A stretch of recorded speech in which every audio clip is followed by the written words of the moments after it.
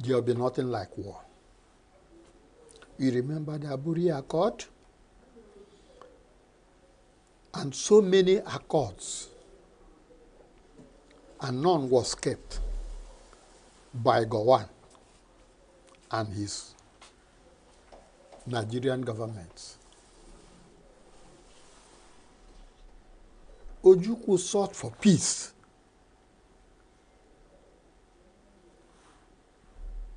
But the people he was dealing with closed their ears. They blocked their ears.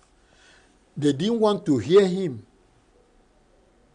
or achieve that, because if they follow him, they will not achieve their aim. Their aim is what is happening today. And what is happening today? Marginalization of certain section of of Nigerians. 2, there is no unity anywhere in Nigeria. We had unity last in the 60s. Today, there is nothing. We are far away from each other. Well, let's talk about the marginalization. Many people would think that the thought about marginalization is a little bit, narrowed. The thinking and the thought is narrowed because what is the state resources is given to the state. And even the resources given to the states is not well utilized. When you say marginalization, is it based on appointments or based on resources or based on their locations? I mean, if you look at what's going on in the Southeast today, you can't really say that the amount of monies that have been poured into the Southeast is being used judiciously to cater to the people of the Southeast. So who is marginalizing who in this sense? Okay. Look at it this way. Southeast is at the bottom of this country. The lowest in terms of states, number of states, in terms of number of local governments, in terms of number of words. Of course, all these attracts money from the federal government. While the Northwest, Kano alone, has 44 local governments. The whole Southeast, how many have we? It's less than 90, about 94 local governments. But we created the local government. We created the local government, didn't we? The Igbos. The people who at the time created the local government. Good, the government. The government will tell you the number of local government you will create. And if you create more than that, you will cater for it. You take care of the other ones. They will only give you allocation to the ones they created. Yeah, so even at that, the 5 Southeast states have their own resources. They have been ruled by Igbos, not by Northerners or any. I agree with you. I agree with you. They have been ruled by the Igbos. But remember one thing. After the war, the Igbos lost that togetherness. They don't have a leader.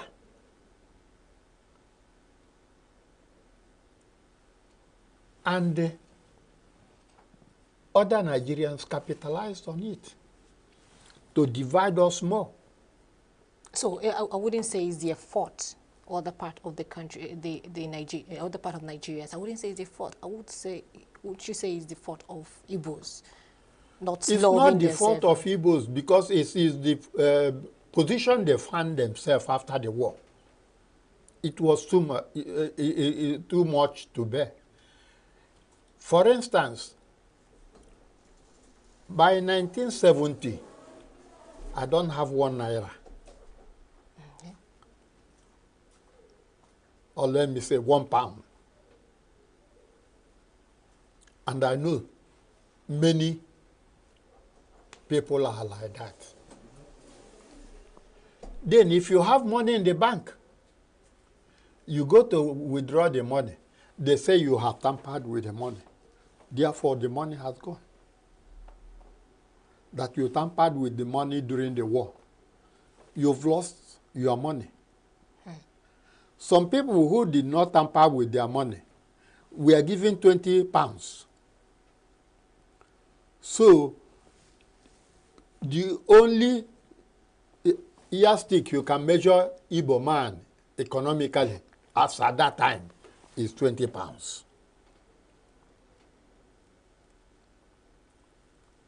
So, everybody was going haywire, looking where to find greener pasture for himself. And that has continued up to today. The governors, when the thing came in 1999, I mean,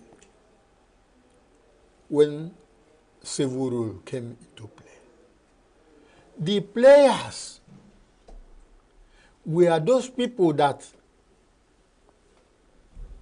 had money through the wrong way. They had money through the wrong way. So they all came into politics with their money. The people who want to maintain gentility, they have nothing, but they have their brain. They have everything that will make them a good leader. But money came into play. And these people were chosen. The first set of governors in Igbo land, can you tell me one that is good? No one. You mean it from 1999? Yes. When you say good, good may be relative. Good means working. The person that doing a good job. Good job, selfless Leadership. I mean, some people can point like we had at the time of Michael Okpara. Some people can point towards Chimaroke Normani, 1999 to 2007, Enugu State Governor at the time. He opened up Enugu practically. The people we have today who are even in politics in Enugu, he built them. The reconstruction of Enugu State, you could say he built them. But that's not even what I'm trying to talk about, but I'm sure you're going to highlight that a little bit. But after the war, we had the 3 R's: reconstruction, rehabilitation, and I think there's a third R, rehabilitation.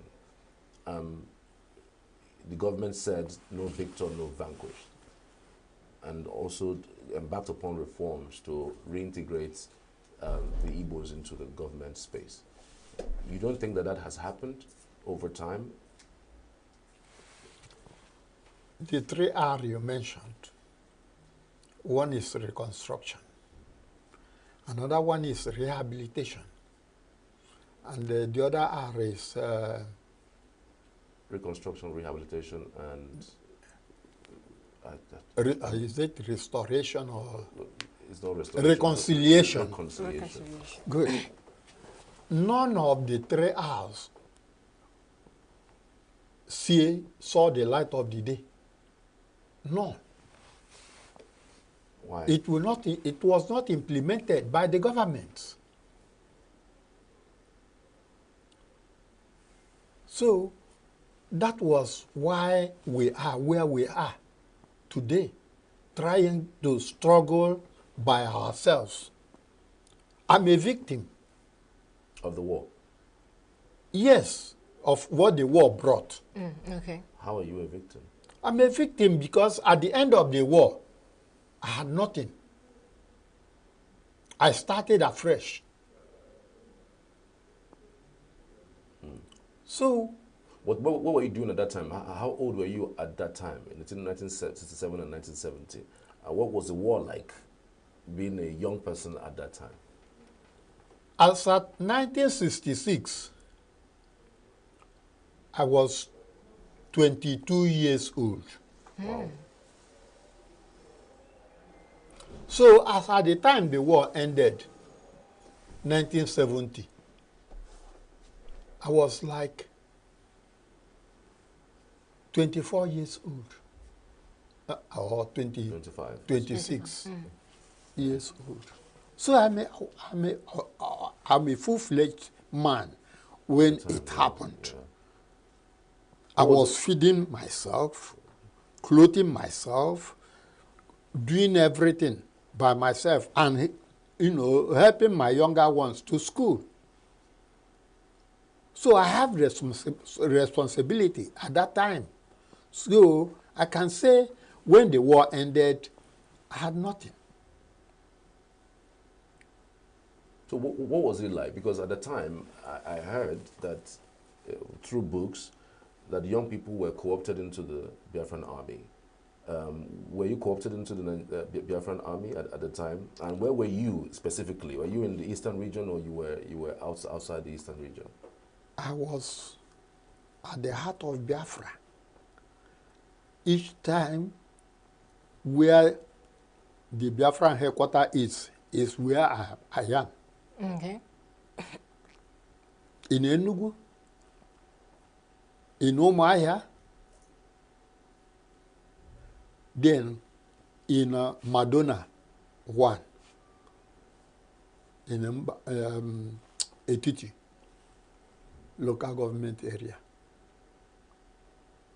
And when they moved to Owerri, I was there.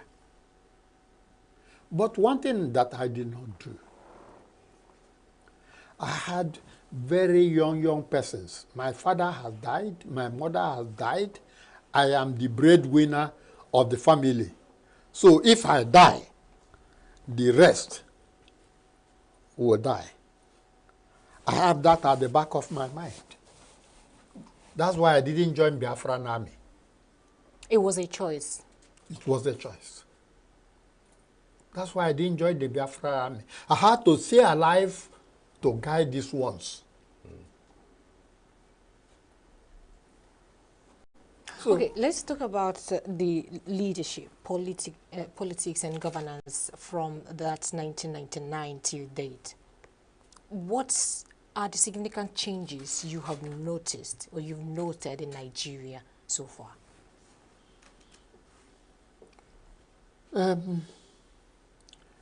negative or positive? Both. In fact, we are on the negative side. Okay. Nothing has actually improved. What we had today is window dressing.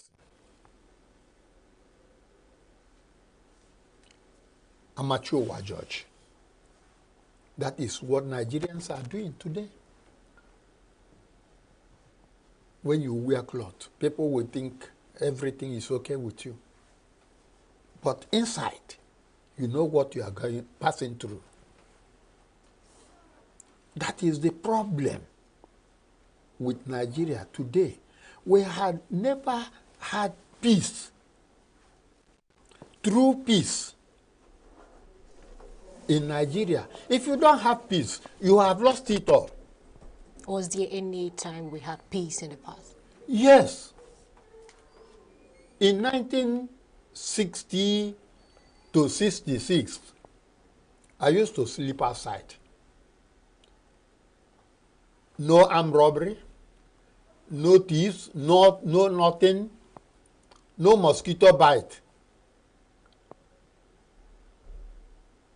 A lot of people sleep during the heat. A lot of people sleep outside their house. We have peace.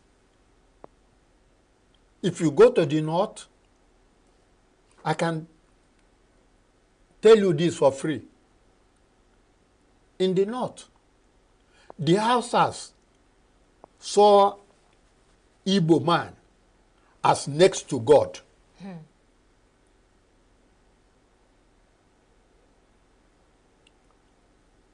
Because of what we can do with our own hands.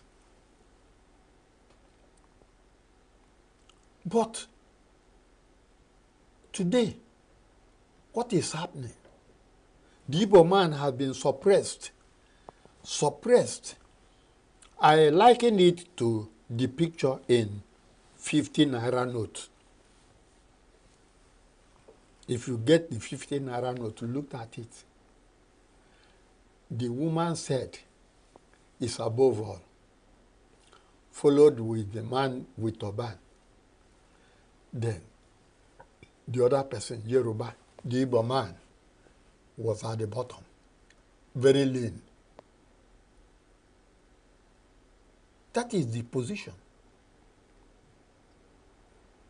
It's not. I've heard a lot of people say that it's a deliberate government action to do this suppression, so to speak. It is.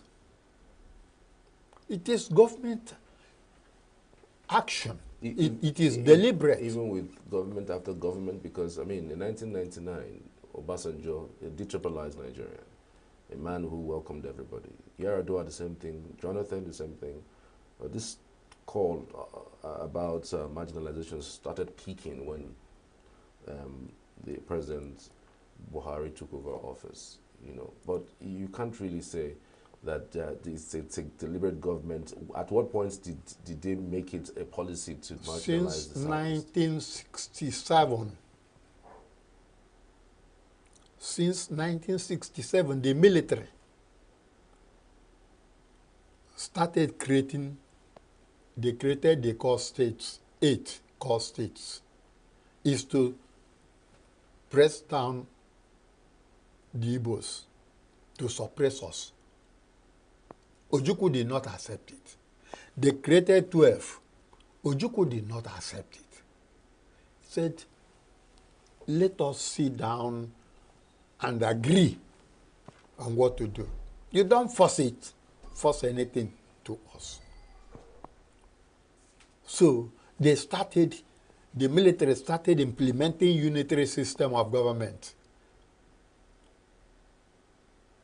You know, so the suppression is not from 1999.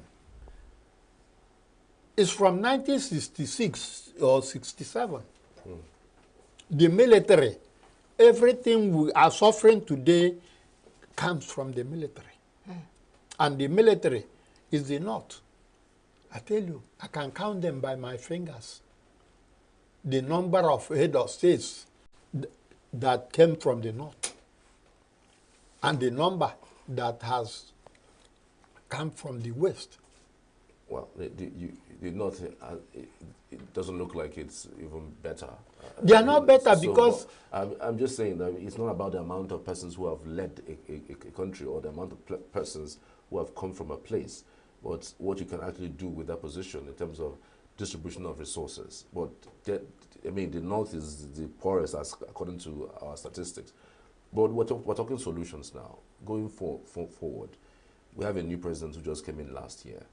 And so far, his reforms have impacted many lives. So many people think that he's on the right path to the development of this country. And some others think that he isn't.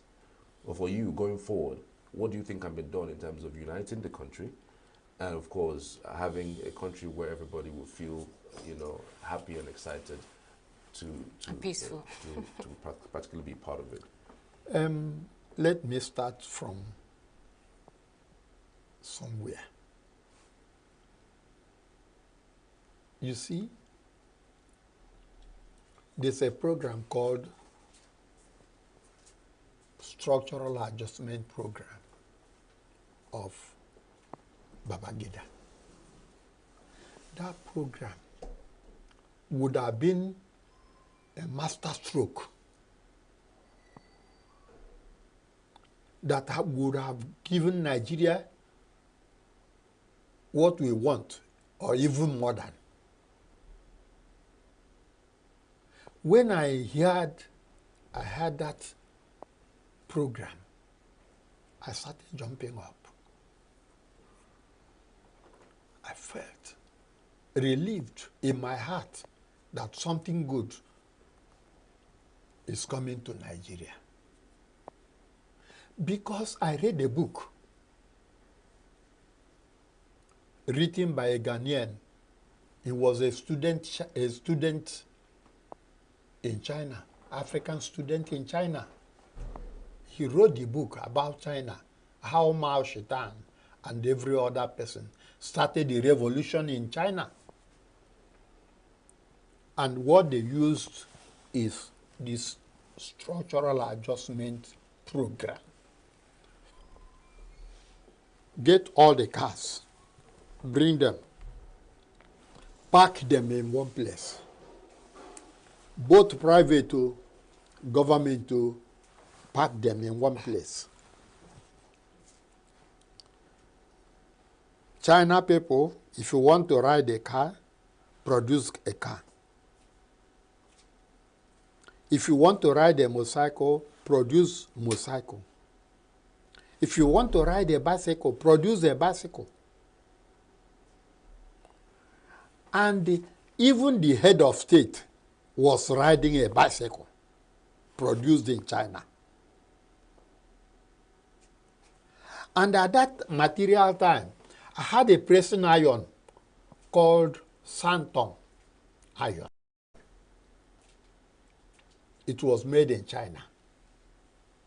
And in that book, that iron was mentioned that when it was first produced in China,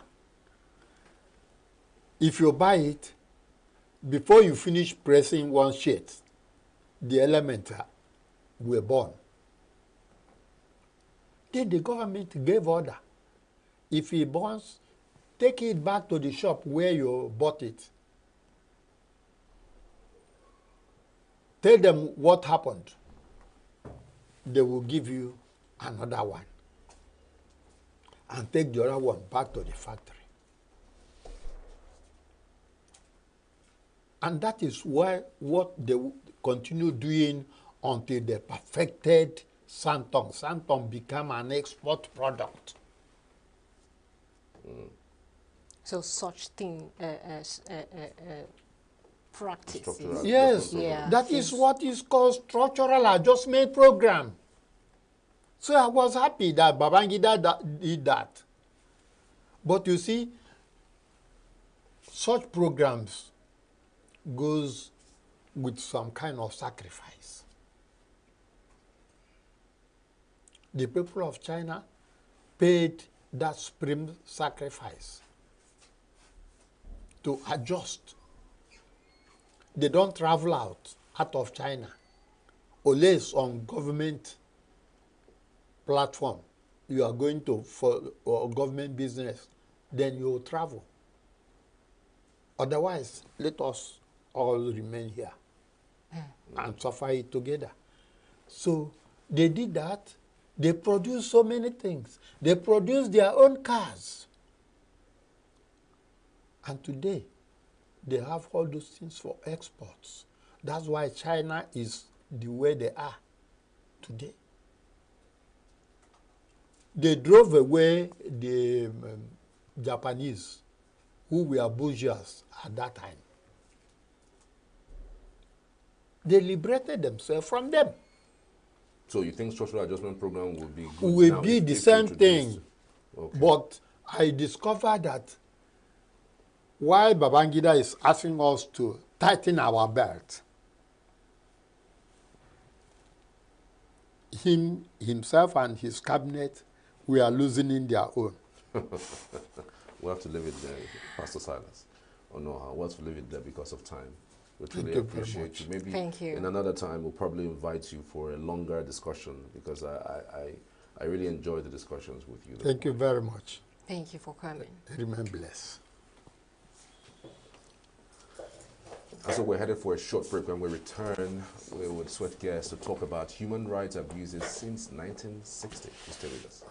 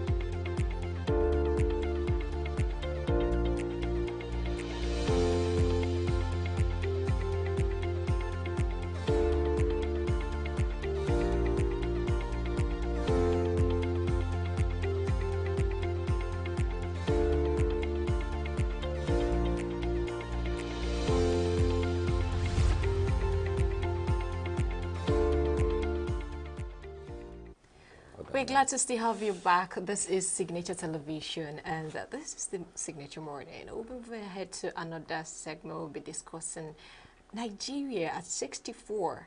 Yeah, the human rights violations. But before we talk about the violations, we have a very significant person in our midst who is celebrating his birthday today. We're talking about our guest, Larry Ogwegu, human rights advocate. Today is his birthday. Happy birthday, Larry. Happy birthday to you, sir. Thank you, Charles. So I hope you're not going to arrest any human rights violation today. Today we are not. I have a right to relax too. Okay. Yes, I have a right to think about life. I have a right to mingle with friends and generally enjoy life. It's actually a right we have. Absolutely. In fact, kids have a right to play. A lot of people don't understand that. It's actually enshrined in the Child Rights Act that they have a right to play. Oh, really? So I also want to assume that as my mother's kid, I have a right to play today, to relax. How do you celebrate your birthday? First of all, I reflect. I start from the previous day to reflect on life, to ask myself, how well have you done? And then what are you going to do with the rest of the time? And there's something, I got a very interesting insight this morning when I was reflecting and talking about birthday with my friend. And it got both of us a little worried, not just thinking. I told him that we're not very intentional about how we spend our lives. That life is like an exam where you don't know when the examiner will say, time up, bring your script. So I now said, imagine that you're in that all-important exam, your degree exam. And then they announce that you don't know when you stop writing. Imagine how frantically you write. Imagine how you choose the most critical questions and be dealing with them so that anytime they take your paper, you'll pass. And that's actually what we are doing. Wow. Because we don't know, no matter how much good food you eat, how careful you are, you still don't know. I mean, some guys were in Lagos and a plane just came from above and killed them. And they never flew in a plane before. So, I mean, that thing got me thinking. So you ask yourself, if you're taking this exam that you don't know when they'll take your paper, how intentional will you be? And that's actually what we're doing in the exam of life. We're on a stage and we don't know when they'll draw the curtain and say, it's over for you. And that actually got me thinking today that I should have more sense of urgency. I should be writing as if they may take my script the next minute. Wow. And these are the kind of things that actually help me to be more intentional, more focused about the things I want to do. Basically, what I want to do at the end of the day is to leave a legacy, not what Nigerians call legacy. If you ask a typical governor, say, oh, my legacy is that I built a house somewhere. No. For me, the greatest legacy you can leave is to affect people, affect the environment through people in such a way that your life will be a lesson to people who come after you. And then a lot of people want to live the life you lived. And for me, that's really the assignment, as it were. So how do I celebrate my birthday? I reflect. I get feedback. I ask some of my close friends who can tell truth to power. To actually tell me how well I've done. But that's pretty worrisome because I'm getting the feedback. There isn't any going to be parties or maybe some sort of gathering of friends to eat suya. And kids. So I'm just saying. So I was going to maybe ask that in a specific way, but you are talking about reflection. I mean, I hope the reflection would also be... We reflect on Reflect the on the history. yes, but that's part of the relaxation and all of that, yes. The reflection should reflect on because when you don't reward yourself, Exactly. Sometimes life becomes difficult to manage. My dad was a sage. He taught me one lesson. There was a time I was really feeling very sad because something didn't work out the way I wanted. And my dad said, you're feeling so sad because you don't reward yourself when you win. That take out time to reward yourself when you win. Small wins, celebrate yourself. So that when you lose, it won't be too hard on you. Imagine that you made so much money and you never really celebrated yourself, and then you lost the money. It means that you just like never really enjoyed all of that work and money. So in line with the the reflection, reflecting on the entertainment and the enjoyment. I think my dad made me understand that once in a while, reward yourself, reward your friends. So, yes, it's on point. We're going to get together. All right. And then Nice. reflect on the enjoyment. Okay, let's move ahead to the discussion this morning. We'll be talking about Nigeria at 64, the human rights violations. You know, looking back at Nigeria 64 years, you know, independence, we've seen recurring patterns of violations from the military regime of 70s and 80s, and of course the 2020 NSACS protest. What would you say? How would you assess the progression or regression in, you know, protecting citizens' rights over the time? That's very interesting. When you talk about the progression, first of all, I don't think much has changed. Basically, what happened was that the colonial masters created a template for ruling their colonial enclaves, and Nigeria was one of them. And at the time they were ruling us, they were teaching their young people human rights in schools. They were upholding the rights of their own citizens. But they never really taught us human rights here. They never taught us to respect our own rights. They never taught us to take human rights seriously, basically because they couldn't be colonizing us and teaching us human rights. On the contrary, they were interested in flogging us into shape. So they were oppressing us, officially speaking, just like the South Africans were oppressed in apartheid South Africa. For instance, when the coal miners in ENUGU decided to protest the ill treatment, they were shot by a crazy police officer, and nothing happened. So why did I start with that? The colonial master set a template of abuse, both in terms of leadership and in terms of policing. So the leaders were not really interested in protecting the rights of the citizens. We had spaces we call GRA. The GRA in those days was reserved for the elites, the white folks and the few black administrators. And in those days, if you had the misfortune of passing through the reserved area without any reason for being there, you were arrested and charged for wandering. You are walking around anyhow. So if you had to just try to use a shortcut to get to somebody's house and you pass through the GRA, you could just find yourself in jail for passing through, you know, like you as kids, you were making noise and chattering near a white man's window. So the leadership wasn't sensitive to the fact that we were human and we had rights. And then they created a police and other institutions that enforced what they wanted us to believe. So the police at that time, it wasn't our friend. I don't know if they're our friends now, but that's a matter of another day. So what they did was to enforce the philosophy of the white man, to keep us in shape. And they did that very well. And by the time, and that's the problem we have today, because we're talking about the progression. By the time the colonial masters left and handed over to the black masters, because there was no deliberate orientation on the concept of servant leadership, on the concept of connecting with the people you are leading, on the concept of that if you're a leader, you're a public person. You are not supposed to have a private life. If you're a leader and you're sick, they should tell us because you are our president. If my dad was sick at home, they told us and we knew what the problem was. If we had to pray, we pray. If we had to raise money, we raised money.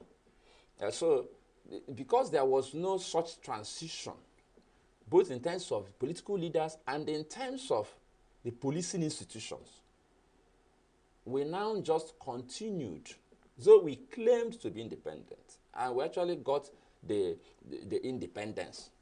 In actual terms, we couldn't translate the benefits of the independence to the citizens in terms of human rights because both the leaders and the policing institutions did not understand the concept of human rights.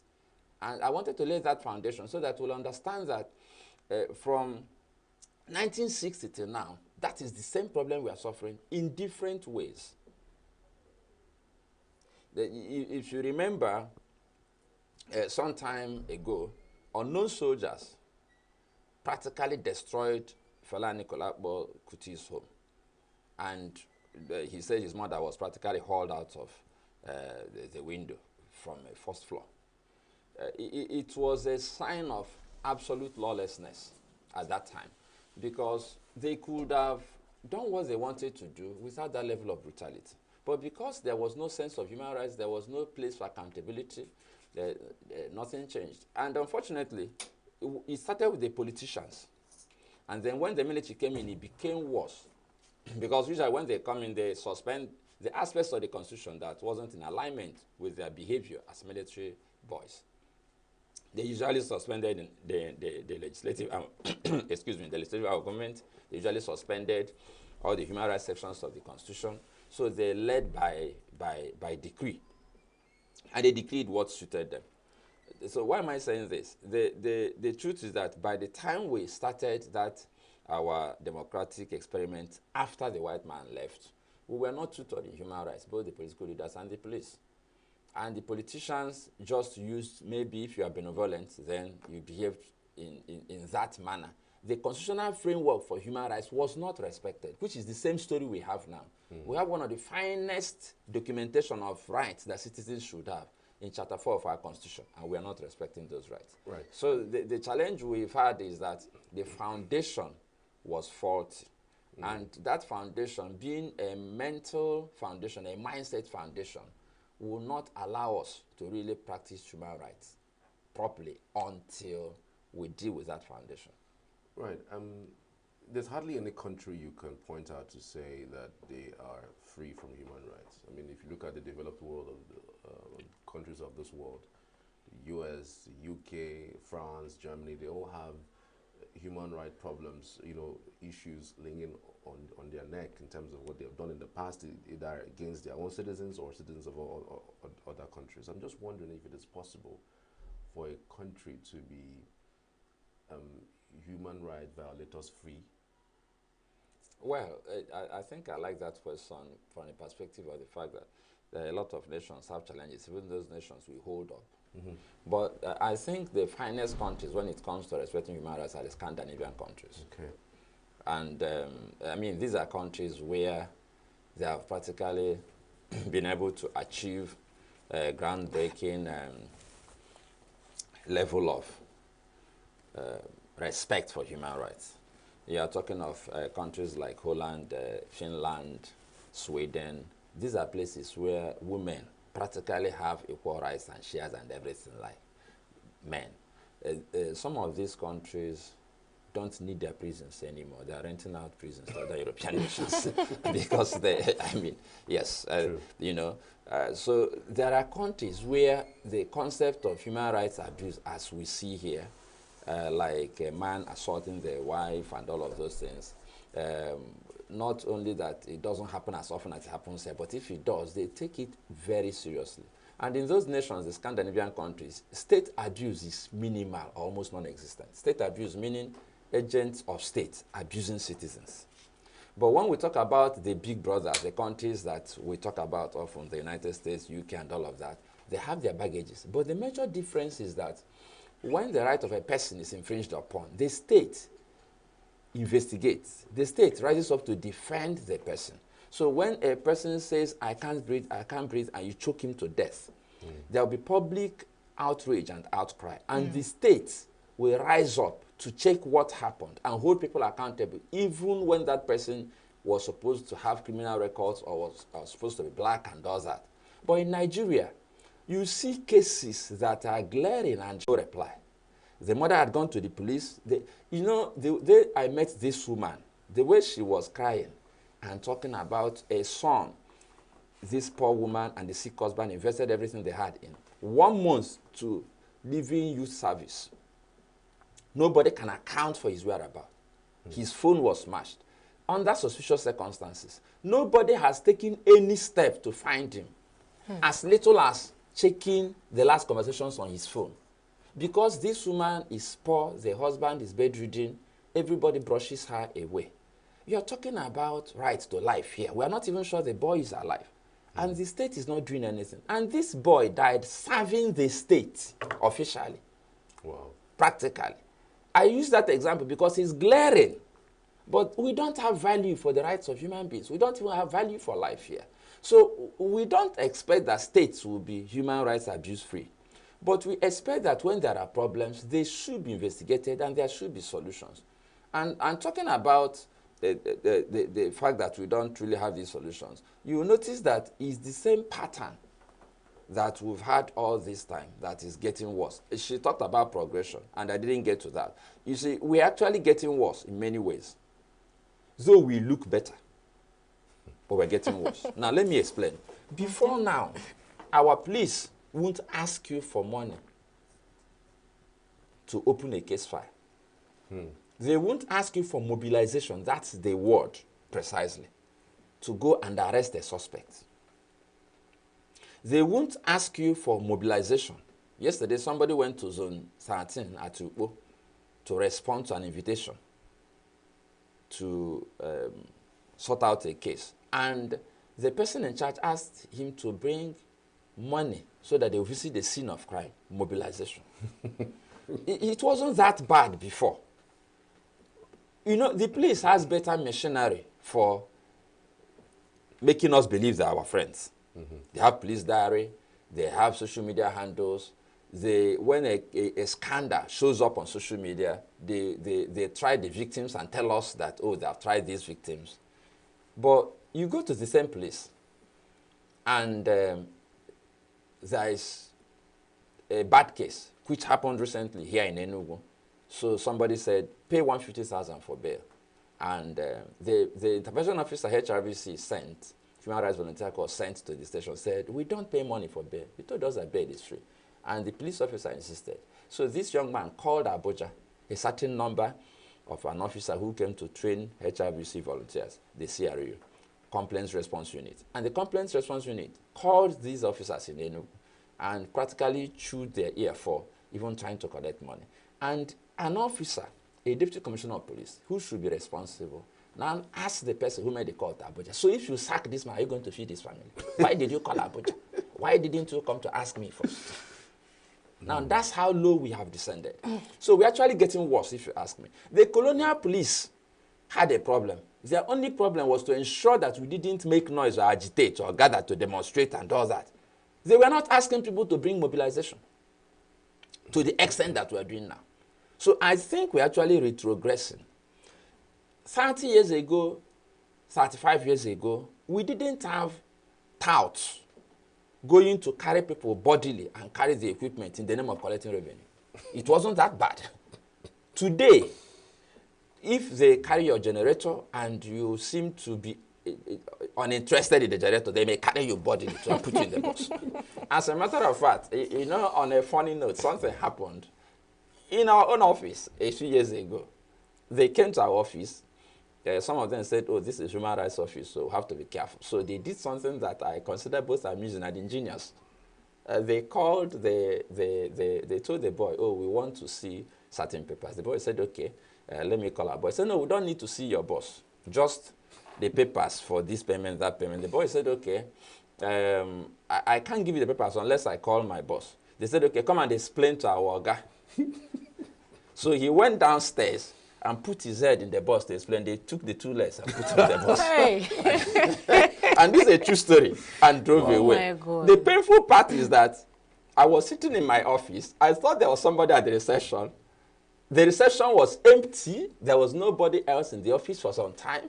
It was when a visitor came and was shouting that I came out. And I was like, what happened? Where is this young man? After about an hour, he called me and narrated the story. I first had a good laugh. I was because he said that he put his head to explain as he was told, and they collected the 2 legs outside and put in the bus and drove away. Wow. And that's state abuse. These were supposed to be agents of state collecting revenue. Isn't there a more civilized way to collect revenue? A girl was coming out of her basement. Now, it doesn't happen anymore with Eswama. I should say that because we're receiving those reports and we're fighting back. A girl was coming out from a typical compound, what they call yard here in Nigeria, with her towel tied around her chest with nothing else. And men who came for it, Eswama raid, many years ago, carried her physically, towel and all, and put her inside the bus, and drove her to Eswama court in that towel. A young woman. Wow. And touching her in that manner is already a criminal offense. Because they were not women, they were men. But they did. We were called to go and rescue her. So the truth is that we are retrogressing. We have a Human Rights Commission. We have several human rights institutions. We have the Human Rights Commission. We have state organs. For instance, in ENUGU, we have the Citizens' Rights and Mediation Center. Lagos, we have the Office of the Public Defender. We have a plethora of human rights institutions. But I'll be honest with you, they are not able to face down the level of challenges we have, especially because a lot of these human rights abuses are practically sponsored and facilitated by politicians who do not have a sense of the fact that people should enjoy their rights. And one of the challenges we have is that they feel that if they allow us to enjoy these rights, that will be ungovernable, that they will have power to challenge them. So they are thinking like the colonial masters. The only difference is that we are black and they are black too. Because the colonial masters said that if we allow these people to exercise their rights, they'll begin to demand for freedom. That's exactly the same situation we are in now. So that if they allow us to exercise our full rights, we would begin to ask questions they may not want to answer. We begin to place demands on them, hold them accountable in ways they may not want us to. So we are retrogressing. And it's sad that with the level of education available to us, with the number of professors of law that we have, with the number of judicial institutions that we have, with the number of places where you're supposed to go and hold abusers accountable that we have, we are still getting worse. So we need to begin to have a more functional conversation that will do at least two things. One is get citizens to become aware that human rights is not a privilege.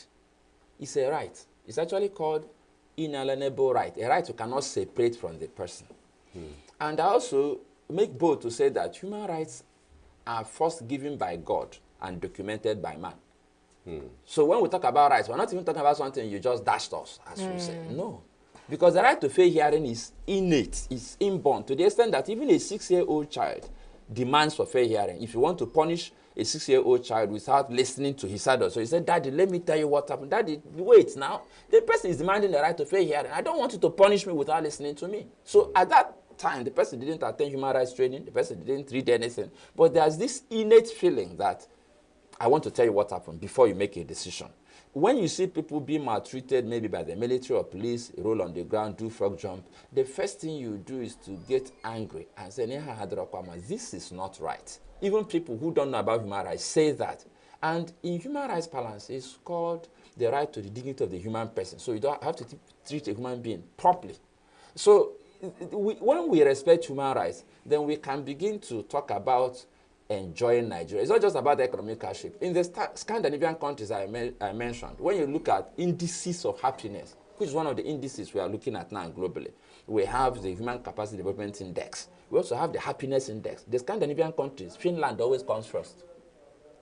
That is, the Scandinavian countries are way ahead because you're happy. Happiness is not about just having money. There are a lot of young Nigerians who have money, but once they see a police checkpoint, the happiness will vanish. Sometimes they'll make a U-turn altogether. And what's the offense? The hairstyle, maybe one earring, and then maybe you are driving a Mercedes. That labels you as a target. But that's not good. I mean, you could be an entertainer. You could have plenty of money without being a fraudster. But because you are dressed in a certain way, you are labeled. And you're not only labeled, you're maltreated. So we have a very serious job to do. And I'm glad that the people are gradually rising up to it. They are beginning to assert themselves. The media is also rising up to the occasion. We have to put human rights on the front burner. The truth is that if we don't get human rights right, most of the other things we're looking for won't get them. Absolutely. Absolutely. I mean, it just goes to show to the extent that a lot of people can go, to defend certain things. I'm trying to look at this whole thing from the premise of the government. You had highlighted the colonial masters and what they did and how they went about it, creating a foundation that has got us to this point. It does look like that they are the ones that handed us this style of continued colonialism, because it still rears its ugly head even within us. The NSAS campaign, the arrest of NBAR governance protesters and labeling them treasonable they are actors. traitors. Yes, they're traitors. You know, and then asking them to pay 10 million naira, fines and the likes. So I'm wondering, do you think the government is deliberate with making sure that the citizens don't have the access to these informations about their own rights? Because if they do, it will be too much for them to handle. First of all, I'll start from the last statement you made. They actually think that it will be too much for them to handle. And that's why they don't want us to have access to human rights information. But let me tell you the truth. Though they think that it's difficult to lead educated persons or enlightened persons or those who know about their rights, I think it's easier to lead them but difficult to mislead them. And because our political leaders insist on misleading people, they don't want us to know our rights. I will give you an example. If you look at the Code of Conduct for Public Servants, which is a part of our Constitution, a schedule in our Constitution, it actually gives us clear information on how public servants should behave, down to the gifts they can receive or reject, that they cannot engage in choices that smack of conflict of interest, and all of that. But unfortunately, they don't want people to have such information. If you have such information, you can weigh situations and options and say, this is not right. So we have a situation where, at the end of the day, the political leaders don't want our people to have information that will embolden them to hold political leaders accountable. That is actually the truth. And the behavior is based on their assumption that when people become enlightened, when people have this kind of information, that it will be difficult to lead them. And the interpretation of leadership is doing whatever they like without people holding them to account. And that is why in Nigeria, a young man demonstrates because he thinks he doesn't have a future here. And then he's punished for demonstrating and labeled a traitor. But the truth is that the person who demonstrated on the street to say end bad governance is a more patriotic Nigerian than the person who sat at home. Because the person is saying end bad governance. The Constitution actually prohibits bad governance. So the person is actually more patriotic. The person is actually saying what the Constitution said to do, to hold leaders accountable.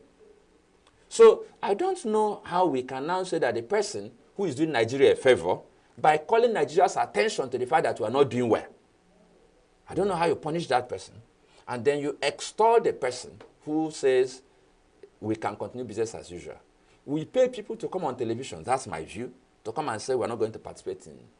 Because the people who sit down and tell us that we're not going to participate in this protest, when you look at them, first of all, you see them on television only when there's a protest that's coming on.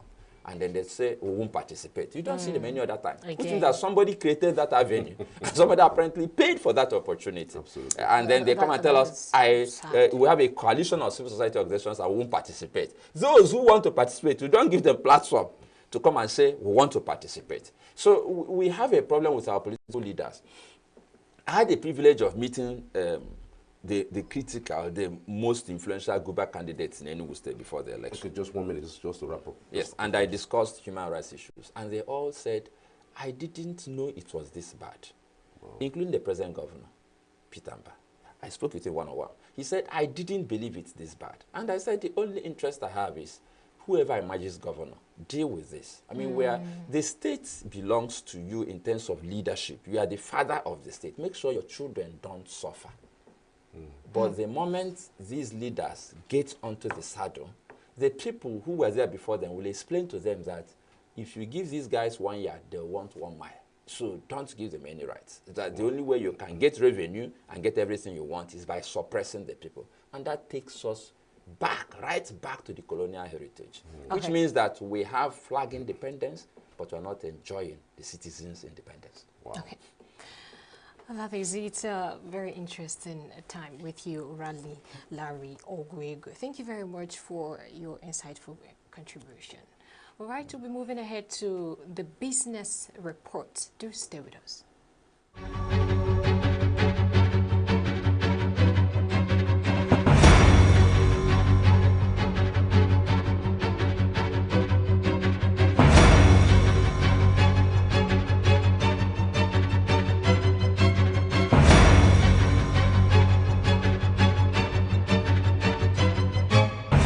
The Bank of Industry (BOI) has announced that 140 manufacturing companies across Nigeria will receive loans of up to 1 billion naira each under the federal government's 75 billion naira Manufacturing Sector Fund.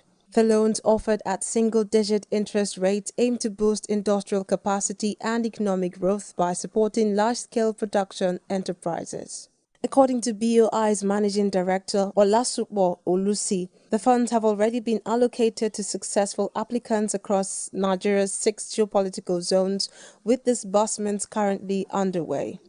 Olusi emphasized that in collaboration with the Manufacturers Association of Nigeria, measures are in place to ensure transparency and accountability in the disbursement process. The security budgets in Nigeria have seen significant growth over the last 64 years, with military spending increasing by over 1,900% between 1960 and 2021. Despite these efforts, the country is still faced with terrorism and persistent threats to national security. According to the Stockholm International Peace Research Institute, military expenditure rose from $23.4 million in 1960 to $4.47 billion in 2021. In Naira terms, the security budgets have grown from 618.26 billion Naira in 2010 to 3.24 trillion Naira in 2024, a 424% increase over the 14-year period. However, despite these increased allocations, many Nigerians still live under the shadow of insecurity, facing challenges like armed banditry, terrorism, and communal conflicts. Experts argue that increased funding has not translated into tangible improvements due to issues like corruption, poor coordination among security agencies, and outdated infrastructure. They suggest a strategic overhaul that addresses root causes such as unemployment, poverty, and inadequate intelligence gathering as critical to improving security. China recorded over 331 million cross-regional trips on Tuesday, October 1st, the first day of its 7-day national holiday, a 0.9% increase year-on-year and a 32.8% rise compared to 2019, reflecting a strong recovery in travel activity.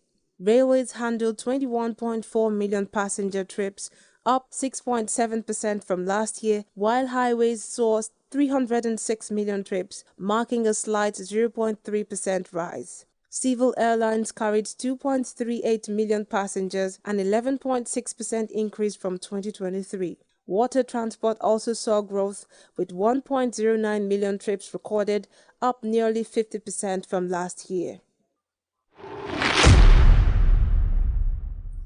Oil prices surged by over $1 on Wednesday, September 2nd, following Iran's attack on Israel, raising concerns over potential disruptions to crude production in the Middle East.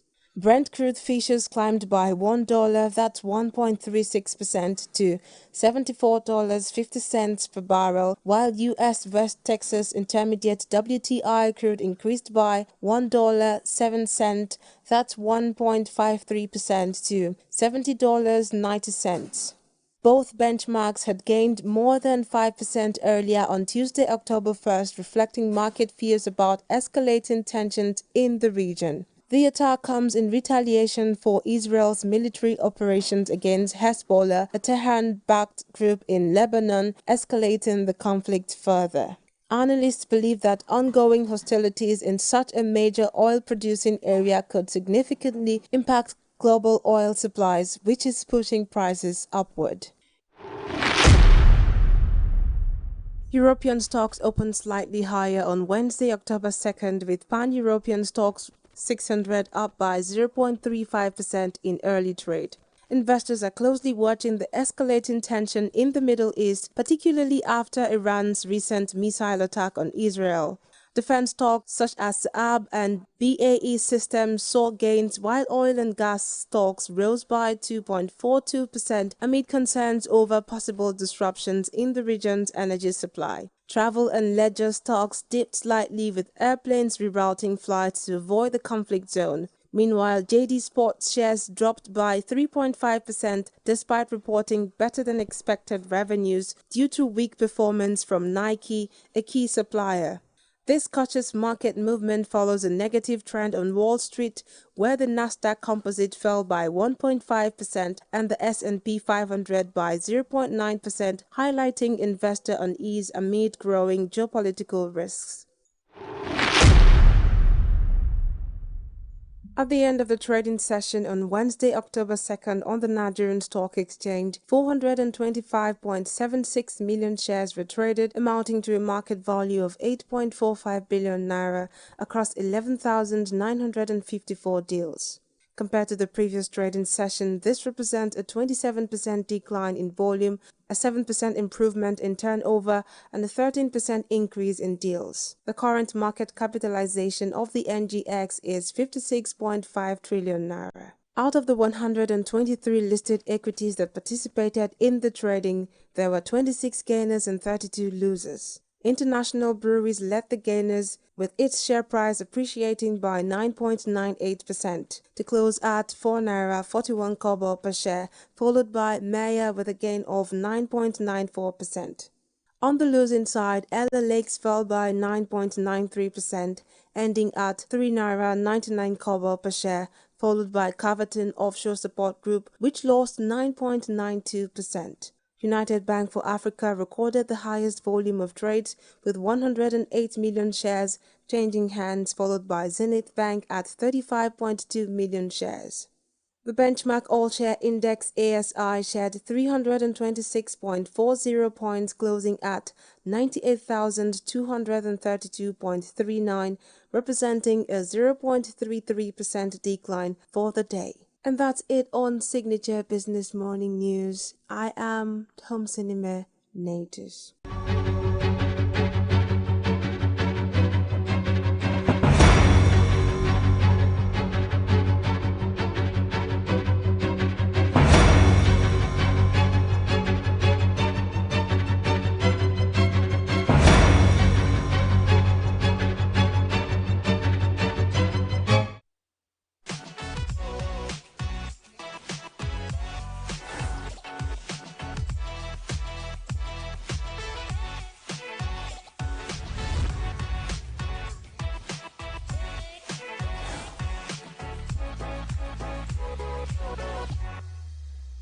Welcome to Entertainment News, where we dive into the latest and greatest in the world of entertainment. I am Quinsley Rowland, your host for this exciting journey through the realm of movies, music, fashion, and lots more. And we have popular Hollywood actor John Amos is dead. John Amos, known for his roles in The Coming to America and Good Times, died at 84. His son, Kelly Christopher Amos, in a statement on Tuesday, announced that the actor passed away of natural causes on August 21st. And we have Jimmy Carter, the 39th President of the United States, celebrated his 100th birthday on Tuesday, making him the first former president to reach the milestone. A sold-out concert organized by the Friends of Jimmy Carter National Historical Park was held in Plains, Georgia, Carter's hometown, and attracted people from across the country. The event included musical performances by Sandy Patty, Cindy Morgan, David Osborne, celebrating Carter's deep love for music. Carter, a Democrat, served as president from January 1977 to January 1981. His sentimental birthday comes 19 months after he entered hot spice care at his home in Plains. And we have Kylie Jenner wowed the audience of the Copernic fashion show held at Disneyland Paris on Tuesday, closing the show in a strapless black floor-length gown. The Copernic shows officially closed Spring-Summer 2025 Paris Fashion Week as the brand took inspiration from Disney with Mickey Mouse eared showed and logo t-shirts. As the show closed, fireworks exploded from the Disneyland castle, delighting guests. And we have Mudeng, the baby pygmy hippo born in July at Thailand's Khao Q Open Zoo, has millions of fans on social media following her clumsily charming adventures, but she has also become an unlikely entrepreneurial catalyst. With her irresistible pink cheeks and pin-sized charm, Mo Deng, whose name means bouncing pig in Thai, has swept social media users off their feet, but her influence extends far beyond the digital realm, sparking a remarkable small business boom in Thailand. In Bangkok, a cake shop named Vetmon Cafe, meaning Magic Cafe, has started creating an entire animal farm of hippopo-shaped cakes, drawing a crowd and boosting local business. After posting the hippopo-shaped cake on social media, it quickly went viral, amassing 6 to 7 million engagements and resulting in more than 100 pre-orders, causing a surge in overall orders. Since the product launched on social media, pre-orders had surged to over 1,000, bringing an income of about 150,000 Thai baht within 1 week. Mo Deng's viral appeal has reached far beyond cakes and toys. Her popularity has also inspired a variety of businesses, from cosmetics to fashion, and even attracted attention from global corporations, both in Thailand and abroad. And we have Nigerian singer Ayodeji Balogun, popularly known as Wizkid, has revealed that he is married. The sweet love crooner disclosed this while performing at a recent event. In one of the viral clips from the event, Wizkid could be heard telling a lady not to get too close because he's married. It's unclear whether the singer was joking or not. Wizkid is currently in a relationship with Jada Pollock, his baby mama, who doubles as his manager. Wizkid and Pollock's relationship first became public in 2017 after they welcomed their first son, Zion. The couple welcomed another son, AJ, a few years later. Recently, rumors emerged they are expecting their third child after Jada flaunted what looks like a baby bump on social media. And last but not the least, we have famous Nollywood actress Funke Akindele has accepted Big Brother Nigeria's No Lose Guard housemate Wani's request to join her movie production team. Wani on Wednesday, during a conversation with other housemates on the ongoing season 9 edition of the show, expressed interest in the role. Sharing the video, an ex-user tagged the actress and urged her to consider Wani's request. Confirming her acceptance to Wani's wish, Akindele, in a now trending post on X, shared the clip and wrote, "We'll be waiting, all the best." And that's a wrap for today's entertainment scoop. Stay tuned for more glam and stories next time. Don't forget to like, share, and subscribe to our channel. I am Quincy Rowland, and thank you for watching.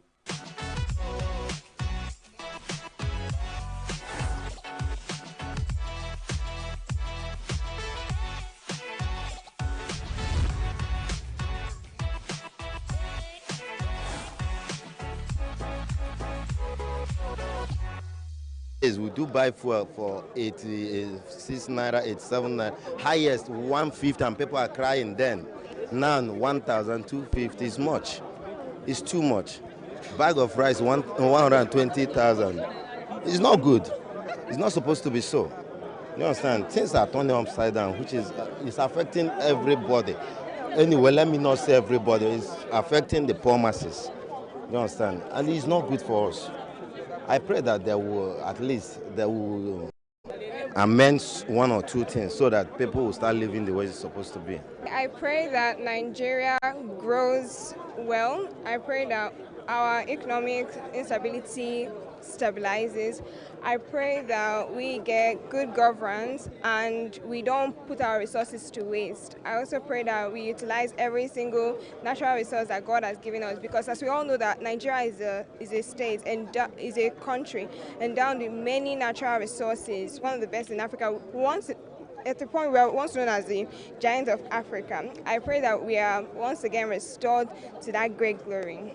One thing I love about Nigeria the most is our serene, how natural we are.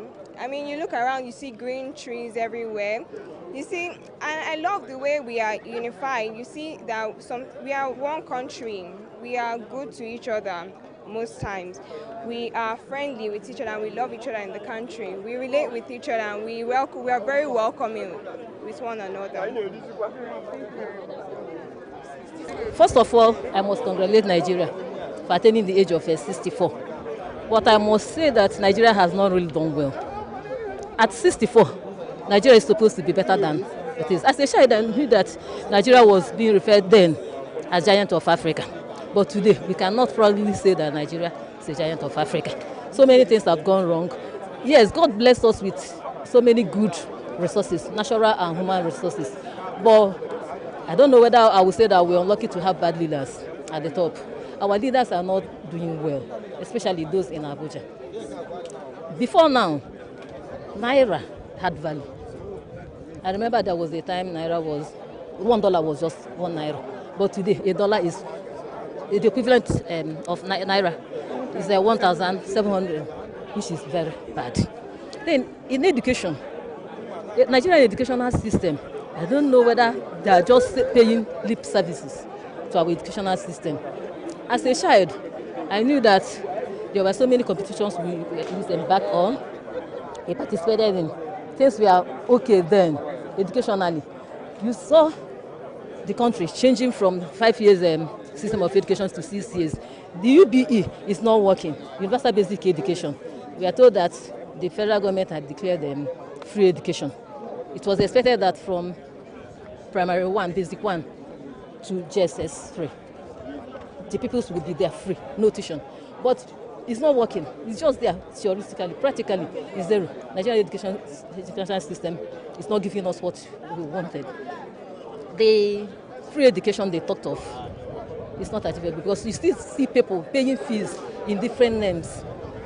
That free education, the students they're supposed to give them free books, textbooks, but it's not working. Parents still pay the fees in different names.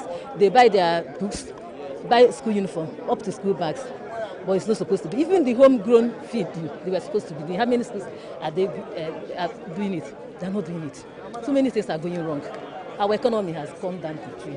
Agriculture in Nigeria, in fact, Nigeria is backward, I must say, at age of 64. Nigeria government should be ashamed of itself. My prayer is that God will continue to sustain them because a child of 64 years cannot be said to be a child. At the age of 64, one can gladly or comfortably well say that Nigeria has come to a point of maturity. And this time around, we wouldn't expect any person to identify with things, identify himself with anything that does not give, of course, does not allow for the development of this country.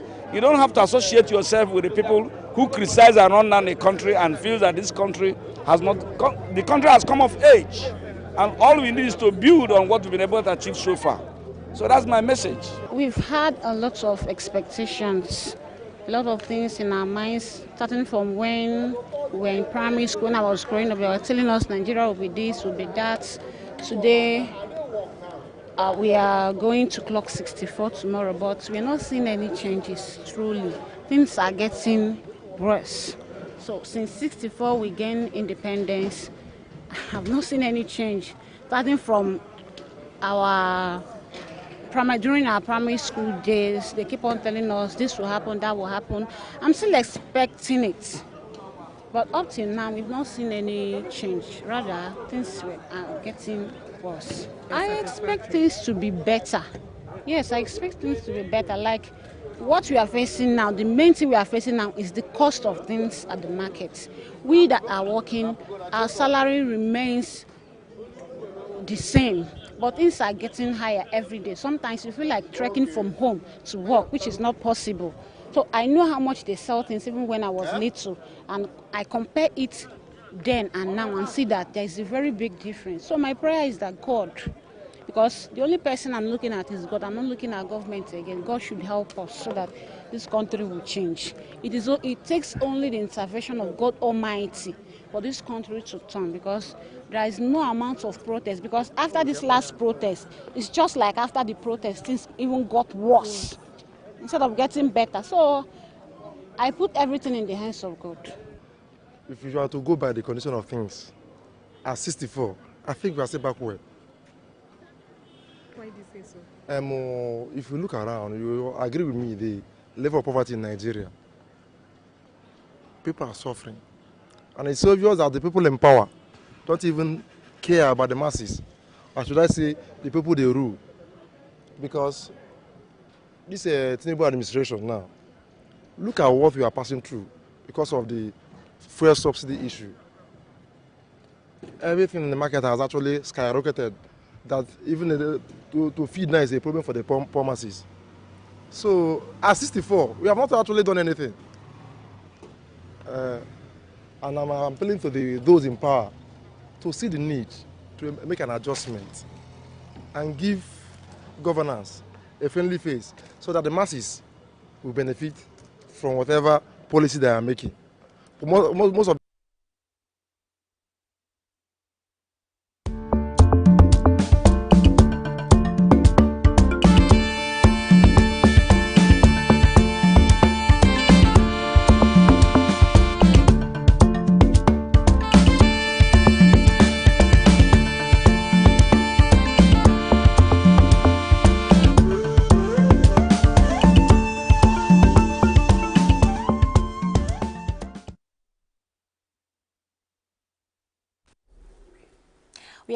We are glad to still have you here. I almost bit my tongue because I think I'm super excited. It is you're glad or you're glowed? You're glowed.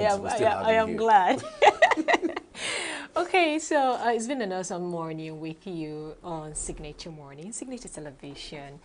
Don't always forget, always remember to follow us on all our social media platforms. We are on Facebook, Instagram, TikTok, X, or Signature TV Officials. You can stream us live 24/7 on YouTube at Signature TV, and then you'll get hands-on information about what's happening in and around you every time. All right, so Charles.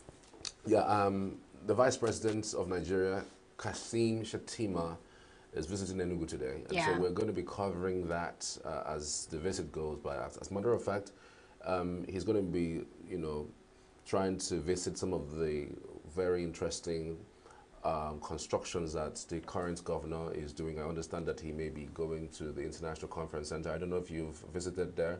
There's been some amazing, facelift of that place, the construction and reconstruction. What many ENUGU indigenes and citizens say that they would love to see an International Conference Center in ENUGU, and that is becoming, the place is taking shape. The last time I passed there, it was so amazing. There's also other interesting constructions going across the state. Kashim Shettima would visit and would bring you up to speed. We'll have our correspondent on the entourage moving around town to basically welcome him and in see progress. things that the current governor is doing. I understand that the state governor is also doing some road reconstruction in places that I have been.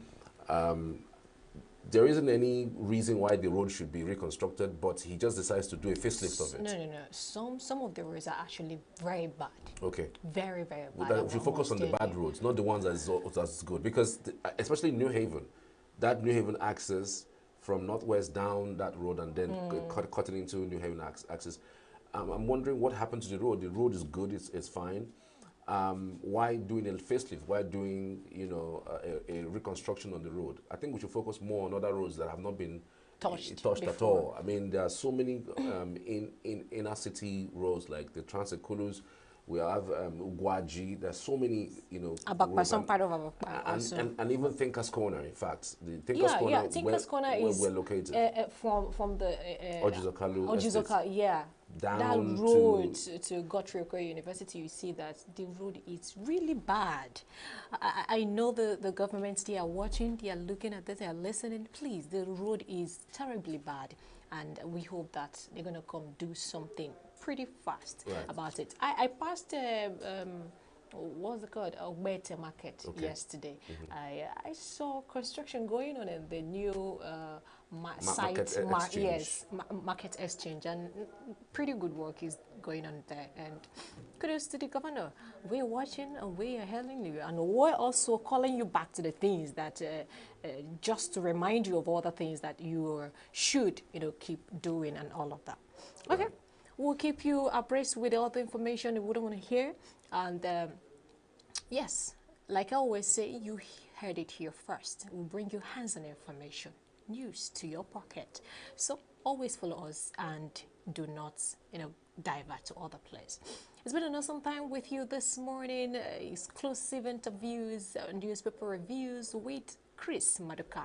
It's been an awesome time, and I think this is the time where we hand over to Abuja to get their report. Meanwhile, we're still here making sure we, connect with the what's happening, the Situation Room with the Vice President of the Federal Republic of Nigeria. My name is Belinda Nwubodo.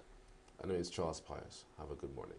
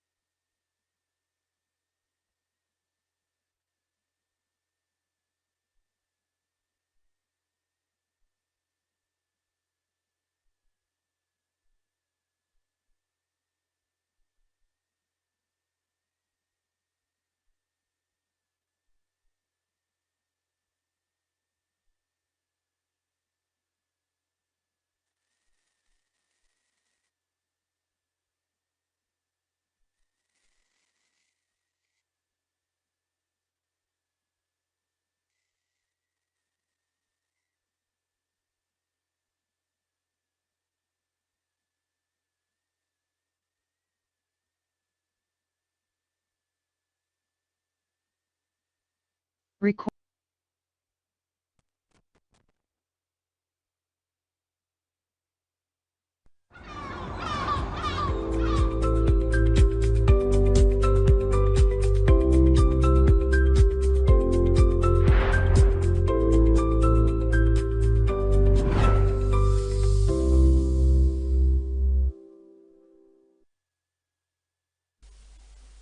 A very good morning to you and welcome to Signature Morning.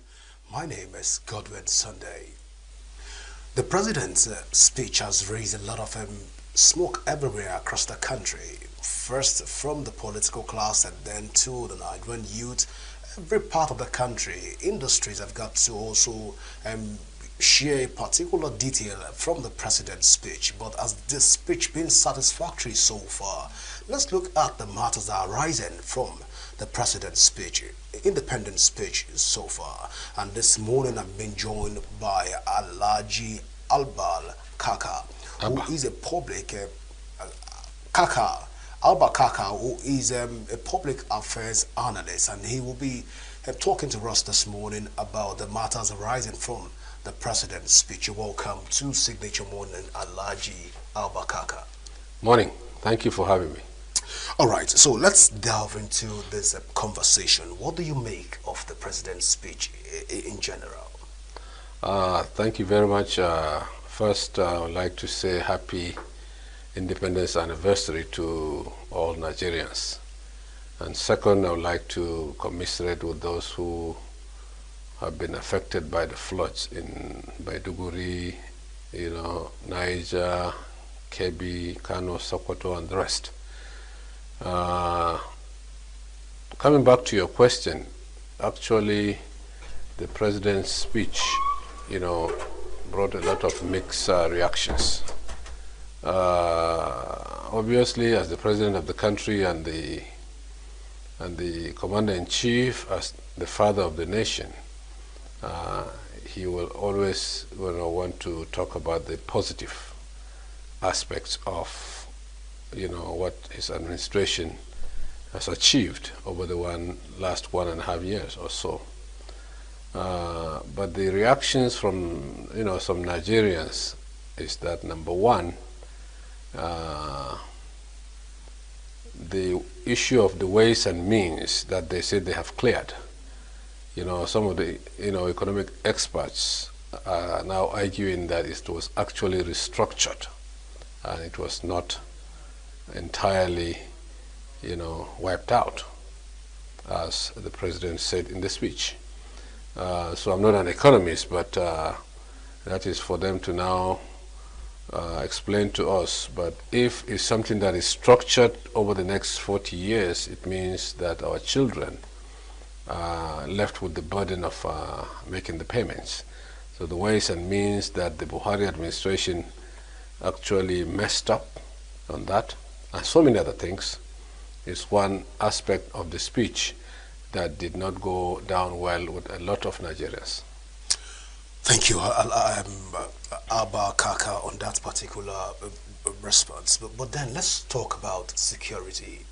The president in a speech said that we are winning the war against insurgency, the war against banditry, and the war against Boko Haram, with about 300 commanders of the Boko Haram and bandits being arrested and killed by the troops of the Nigerian army. But let's look at this.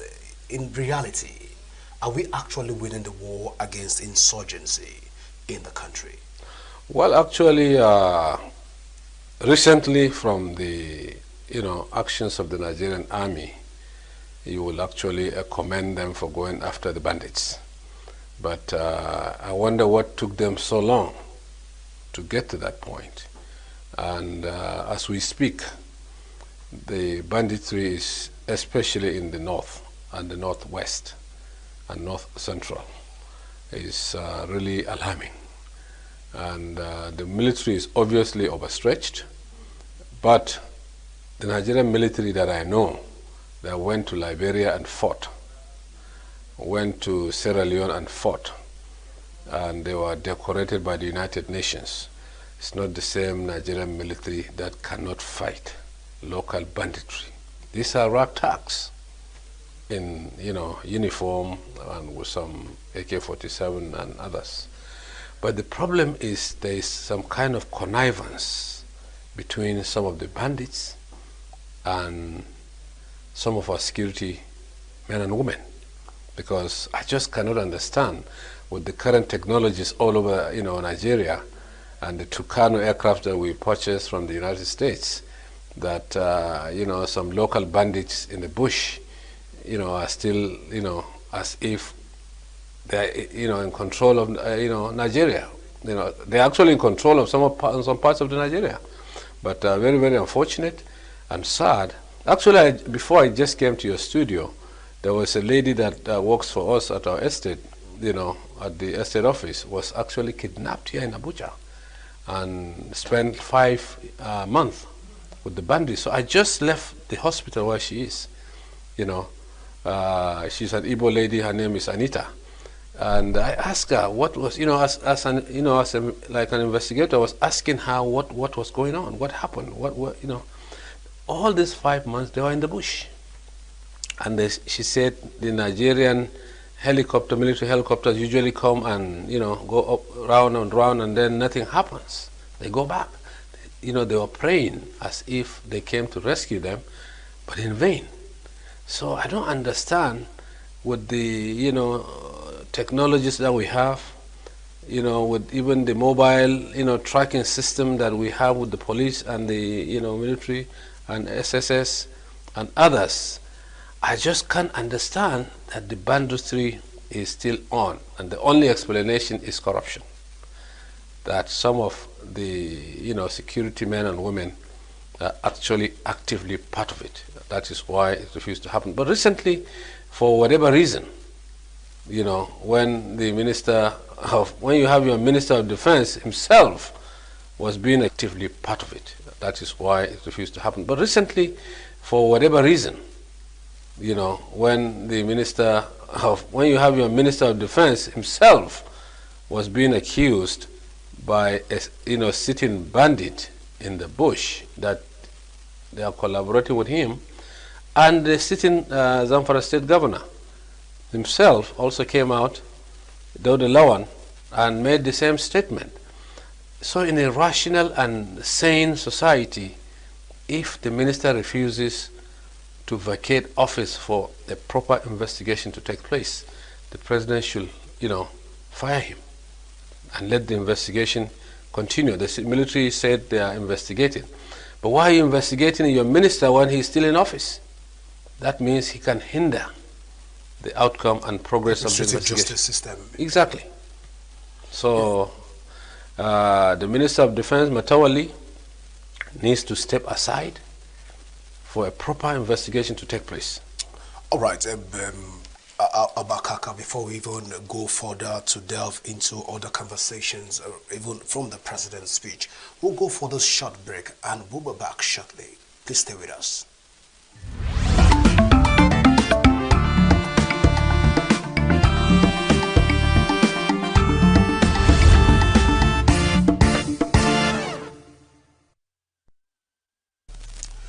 Welcome back, and just in case you're just joining us, this is still Signature Morning on Signature TV with Alhaji Abakaka, and we are talking about matters arising from the president's speech. But then we were talking about the security concerns of Nigeria from that speech and about winning the war. Let's even narrow that conversation back to the Federal Capital Territory. Do you think at this point people within the Federal Capital Territory can say for sure that we are safe in terms of security, the mandatory wall? Before we go to other part of the north, let's use Abuja as a case study.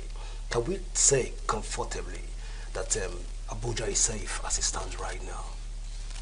Well, actually, compared to other parts of the country, you can say relatively Abuja is probably safe. But that doesn't mean that kidnappings don't take place. Kidnappings take place every day. Sometimes they tell you it's better you don't even know what is going on, so you can sleep, compared to if you know it. So, security should be the best, responsibility of government is to protect lives and properties of citizens. And unfortunately, issue of security is a very, very messy situation right now. All right, so let's move away from the security concerns from that speech. Let's talk about the economic policy of the president, which you've rightly mentioned before now, the way and tears of the. But then it is alleged that Nigeria is doing well right now economically. The president has been able to put tools and modalities to help revamp the economy.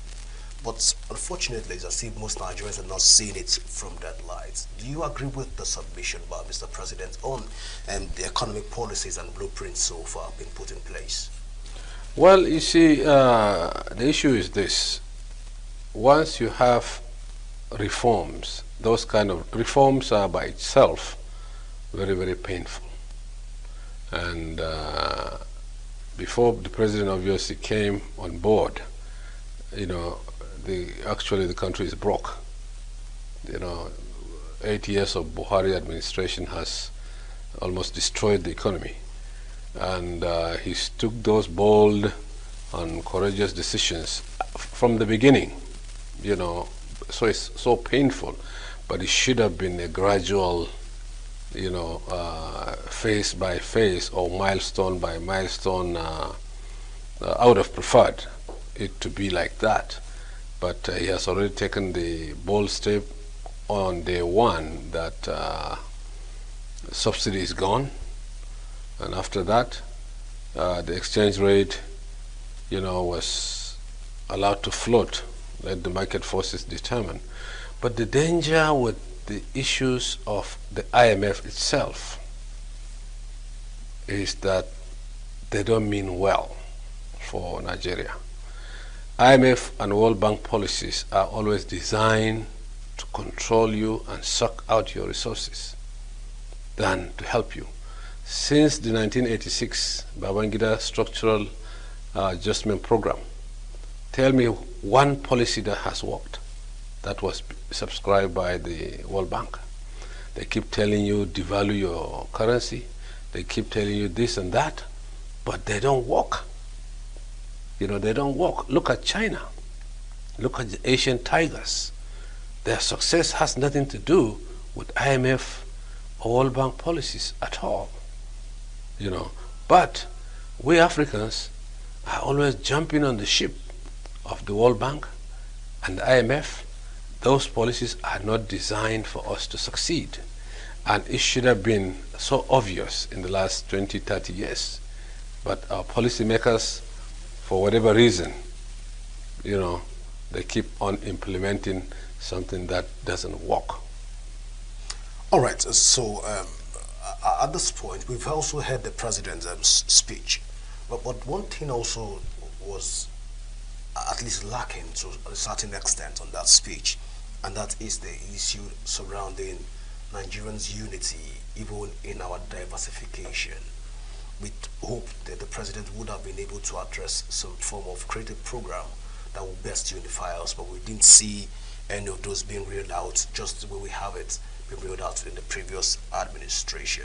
Do you think at this point that particular part of that speech, there was no wide range of consultation among political class, as why matters of unity at this point was not carefully spelled out, even and programs being aligned in this area? Well, actually, Nigeria is, as I said, at a crossroads now. And the issue of unity is very, very important because people are losing hope in the country.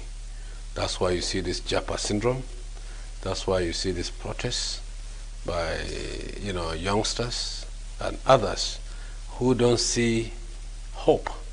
All they see is our political class, you know, enmeshed in corruption. The kind of corruption that is happening in this country is mind-boggling.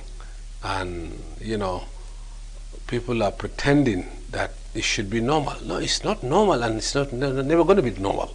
You understand? So people out there, especially youngsters, they don't see any future. They don't see any hope. They don't see any light at the end of the tunnel. They all see problems, and they see, you know, that brings disunity. So the president should have, as you rightly pointed out, should have made more emphasis on uniting the country.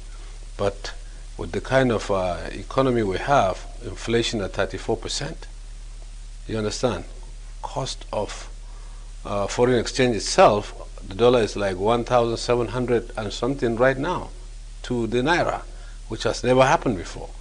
And the insecurity that we have, and you know, the economic meltdown itself, and the policies of these reforms.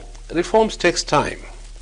At the way we are going, thank God the Dangote refinery is on stream now, and maybe you give about 4 or 5 years down the road, you know, the pressure on the FX is going to drop, because about 30 to 40% of our FX actually is used to import petroleum products. So with Dangote's coming on stream, that chunk of money will be released to other things. So, you know, money that we don't have also. Look at, we're always taking loans. Just this week or so, $1.57 billion was approved by the World Bank, another loan on the portfolios of what we have. And when you check the CBN website, just last week or 2 weeks ago, 5.1 billion interest somewhere. Something is fundamentally wrong somewhere. Let's look at the issue around the president's speech again. Within the area of the recognition of national awards being meted on some certain individuals, ranging from the Senate president through to the speaker. We saw all of those meritorious awards will be given out later in the course of this year. With the timing of Nigeria as it stands right now, should we be talking about awards? Should the conversations be built around giving awards, or rather we should be talking something else in terms of recognition of hard work in the country? Obviously the timing is absolutely wrong. And with the crisis of people cannot feed their families, you are giving awards to no politician deserve any award in this country as we speak. So that topic should have been off the table. You know, what is it that they did, especially those that they gave the awards to deserve? The Grand Commander of the Order of the Niger? Doesn't make sense because, you know, we are going through a crisis of hunger. People are dying daily in this country. And you are giving out awards for killing Nigerians? What is it award for? Especially those politicians that they gave the award to, they don't deserve it at all. Absolutely. It was a big mistake. So we shouldn't be talking about recognizing hard work even within the We should be recognizing hard work. Because most of the office of the Senate President, for example, it's a very highly esteemed office in the country. And I think given that the recognizing it and saying that we're going to give him the award for the Grand Commander of the Order of the Niger, that is GCON is something to go home with, or don't you think so? The office of the Senate President, which is number 3 seat in the country, but look at the person occupying it. Let's call a spade a spade. The person occupying that office, first, as far as I'm concerned, may I tell you the truth. You like it, you take it. You don't like it, no problem. He does not deserve to be in that office, let alone be given a national award of GCON. Look at his track record. Look at what he did in the Ministry of Niger Delta, as well as the state of Akwa Ibom. Does he really deserve to be given a national award of GCON, which is normally given to presidents? And those who, there are so many hard-working Nigerians who are working hard in this country. You know, this is like a political patronage, is what they're doing. Political patronage to give awards to people who don't deserve it at the wrong time. This is not even the time to be talking about awards at all. Just like the independence anniversary was low-keyed for a reason. That I commend, because it should be of low-key. There's nothing for us to celebrate, really, actually. All right, so let's talk, even as we celebrate Nigeria at 64, across board right now, even as we celebrate as a federation, across the country, people are still calling for some form of a regional government. There should be some form of regionalism.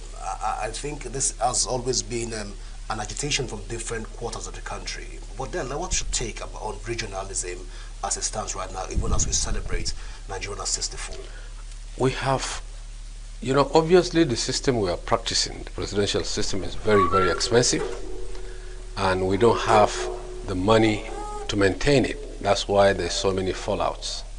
There's so many areas that need the attention of government and no funds, because the little funds we have, we are paying politicians 10 million to 12 million naira a month, which they don't deserve. You understand?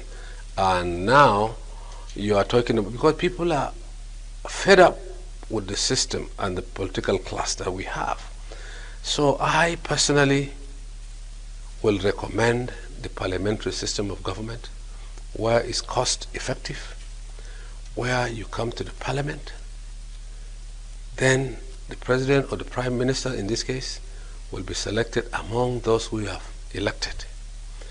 In the First Republic, we saw it. We saw the tremendous work our forefathers did. And this crop of politicians that we have today are just not worth it. Honestly speaking, they are not worth it. Not all of them, there are good ones inside, but majority of them, you know, there's nothing to write home about. All right, so let's even look at the issue around even still within Nigeria. We've had a lot of issues at the borders on the young people of Nigeria. The president have come out to say that he's going to have a 30 days conference with them for them to air their views. and also bring whatever they have to the table. But this look again like an aristocratic government where it's going to be a selected few representatives that the president will talk to. Looking at all of these indices right now and the fact that we've not gotten it right even with confab, is there light at the end of the tunnel for young people, even with the proposed 30-day conference with the president? Well, I don't know. I also doubt it, but you know, the thing is this. We all know what our problems are, but are we willing to address them? Are we really willing to address them? Are we really sincere about addressing them? You know, every home in Nigeria you go, you will see a graduate who has left school and served the country, NYC, 3, 4, 5, 6, 7 years down the road. There's no work. We know why there's no work, because the political system, the political class, and government officials are busy stealing the money. So we have to have the political will to fight corruption. That's why I always call for strengthening of the EFCC and the ICPC and the police to really have the strength that they need. Let double their operatives or even triple their operatives. These monies are being, you know, stolen by few individuals. We know who they are. The EFCC is going after some of them. So because of political patronage, look at the case of this Yahaya Bello. Very embarrassing.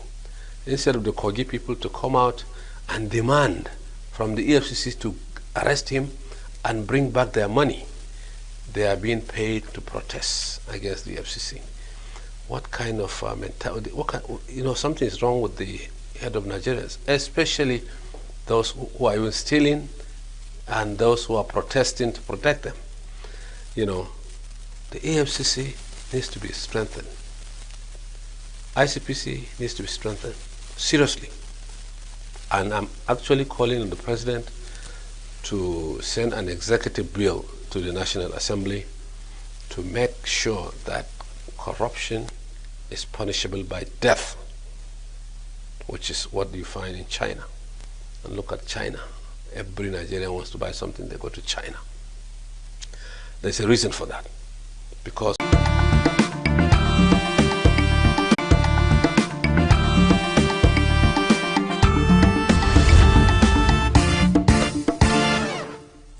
welcome back, and just in case you're just joining us, this is still Signature Morning, and we're talking about having an overview of the president's speech on the Independence Day speech, if you like to use that word.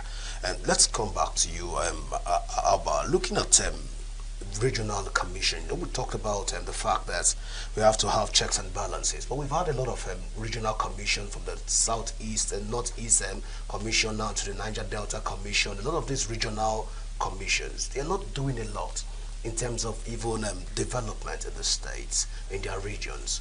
Don't you think that this could also affect the regional development of our country if we go by regional government? Absolutely. The Niger Delta's Development Commission actually is like, you know, a center of corruption, very unfortunately. And that was the first commission in Nigeria that was meant to address the youth restiveness in the Niger Delta, and they have failed to do that. After that came the Northeast Development Commission. That I know for a fact, that they are actually on ground and they are working, and they are very, very transparent, because, you know, the management are so committed and transparent that you cannot even believe this is another commission in Nigeria. But because of political expediency and patronage, you know, another, like Northwest Development Commission was set up, you know, again, and North Central, Northeast, Southeast, all these were not needed if we are doing the right thing at the state level. Everybody is blaming the federal government on doing this and doing that. Most of these monies are going to the states. to the subnationals. What are the governors? We need to hold our governors responsible. We have to ask our local government chairmen, we have to call them to order and hold them responsible for the money that they will be receiving from this month because of the amendment to pay them directly. So the state governors are also to be held accountable as to what are they doing with the money. We should not be blaming only the President ENUGU, you know, who came and actually inherited a rot, a big rot for that matter, and he's trying to do his best to get us out of it under the circumstances he found himself. But the President needs to have the political will to fight corruption.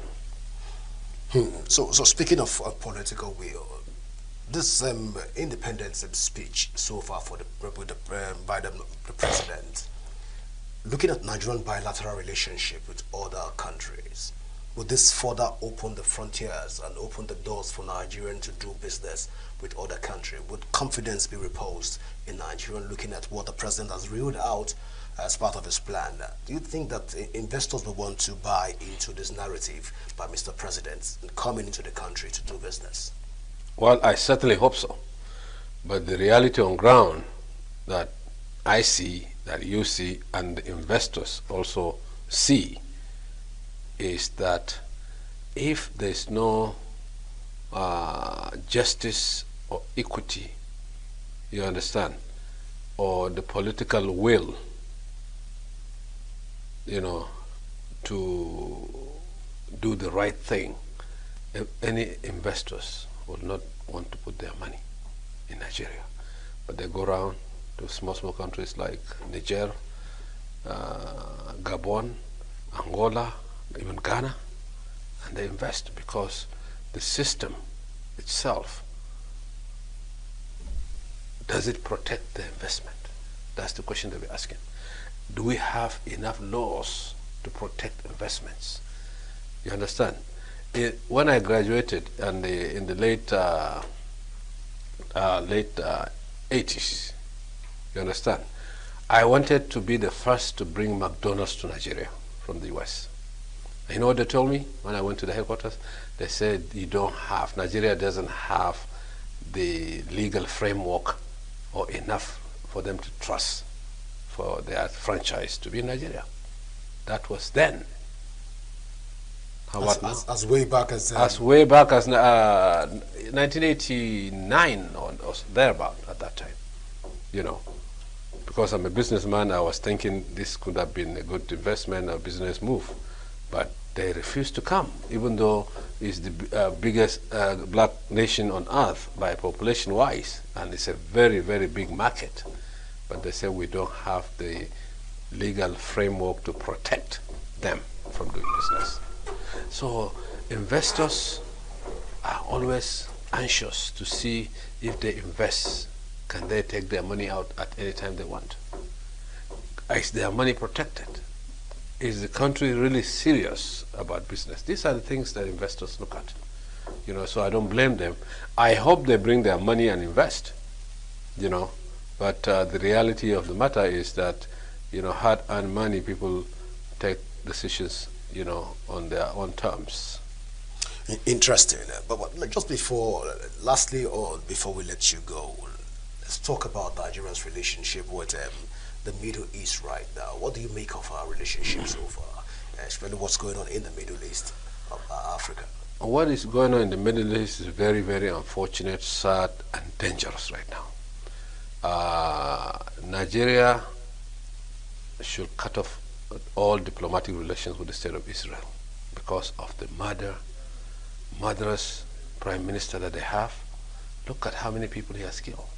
Obviously, I also condemn what Hamas did on October 7. But what caused it was the state of Israel was grabbing land for the past 75 years. You come and grab my land, you kill my father, you kill my mother, you kill my brothers and sisters. You expect me to respect you? No, I will go after you too and kill you if I can get you. You understand? So that is what is happening. Right now, the war has been expanded. Yesterday, Iran launched over 200 ballistic missiles into the state of Israel, because Israel they wanted to expand the war and bring in the United States into it. And the United States, whether they like it or not, they have been now dragged into it. And this is a mad prime minister that you have, lunatic prime minister that you have. Killing is what he does. And do they have peace? No. They don't have peace for the past 75 years. And I don't see any peace in the next 75 years, because there's no fairness, no justice, no equity. You grab somebody's land, expand, tomorrow you grab it and expand. And the reality, as I saw Professor Bolaji Akinyemi this morning on one of the sister stations, saying the same thing, that the reality on ground now does not even allow for a two-state solution, because Netanyahu himself is a criminal wanted by his own justice system, because he has a corruption case on him. He doesn't want to leave that seat, but he will drag and drag everybody into it until everybody dies in the process. So it's up to the Israeli people and the Americans to stop it, because Iran apparently has the capacity to hit. Abba Kaka, I want to say thank you so much for being a part of Signature Morning. Thank you very much. Well, we have a lot of conversations to still have on this table, but we'll have to bring you back, because this is how far we can go with you this morning. We'll go for this break, and when we come back, Signature Morning continues in a moment. Please go nowhere.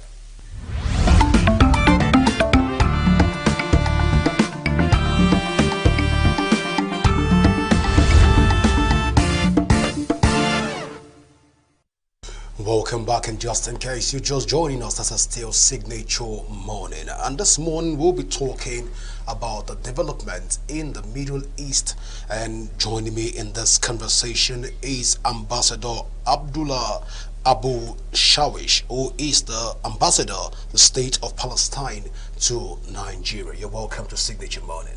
Thank you so much indeed, and very good morning Nigeria, very good morning Africa, very good morning Signature TV, and your viewers, of course.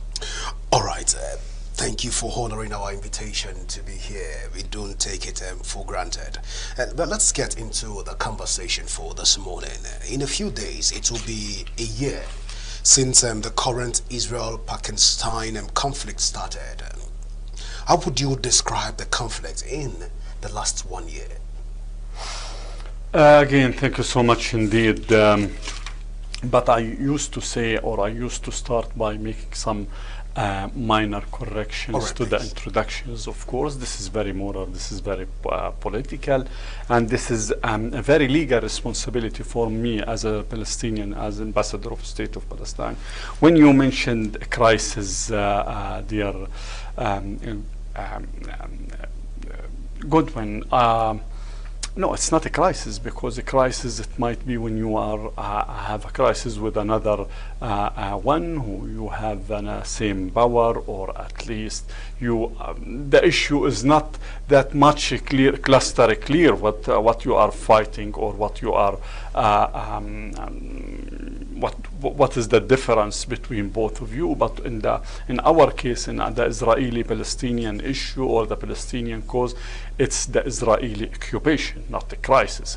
In the recent, the very last year, it is the Israeli war against the Palestinian people, or the recent escalation of the Israeli long-time war against the Palestinian people. And let us put it in, it is historical incubator, or historical background. This war started in November 2nd, 1917, when the United issue that we are facing.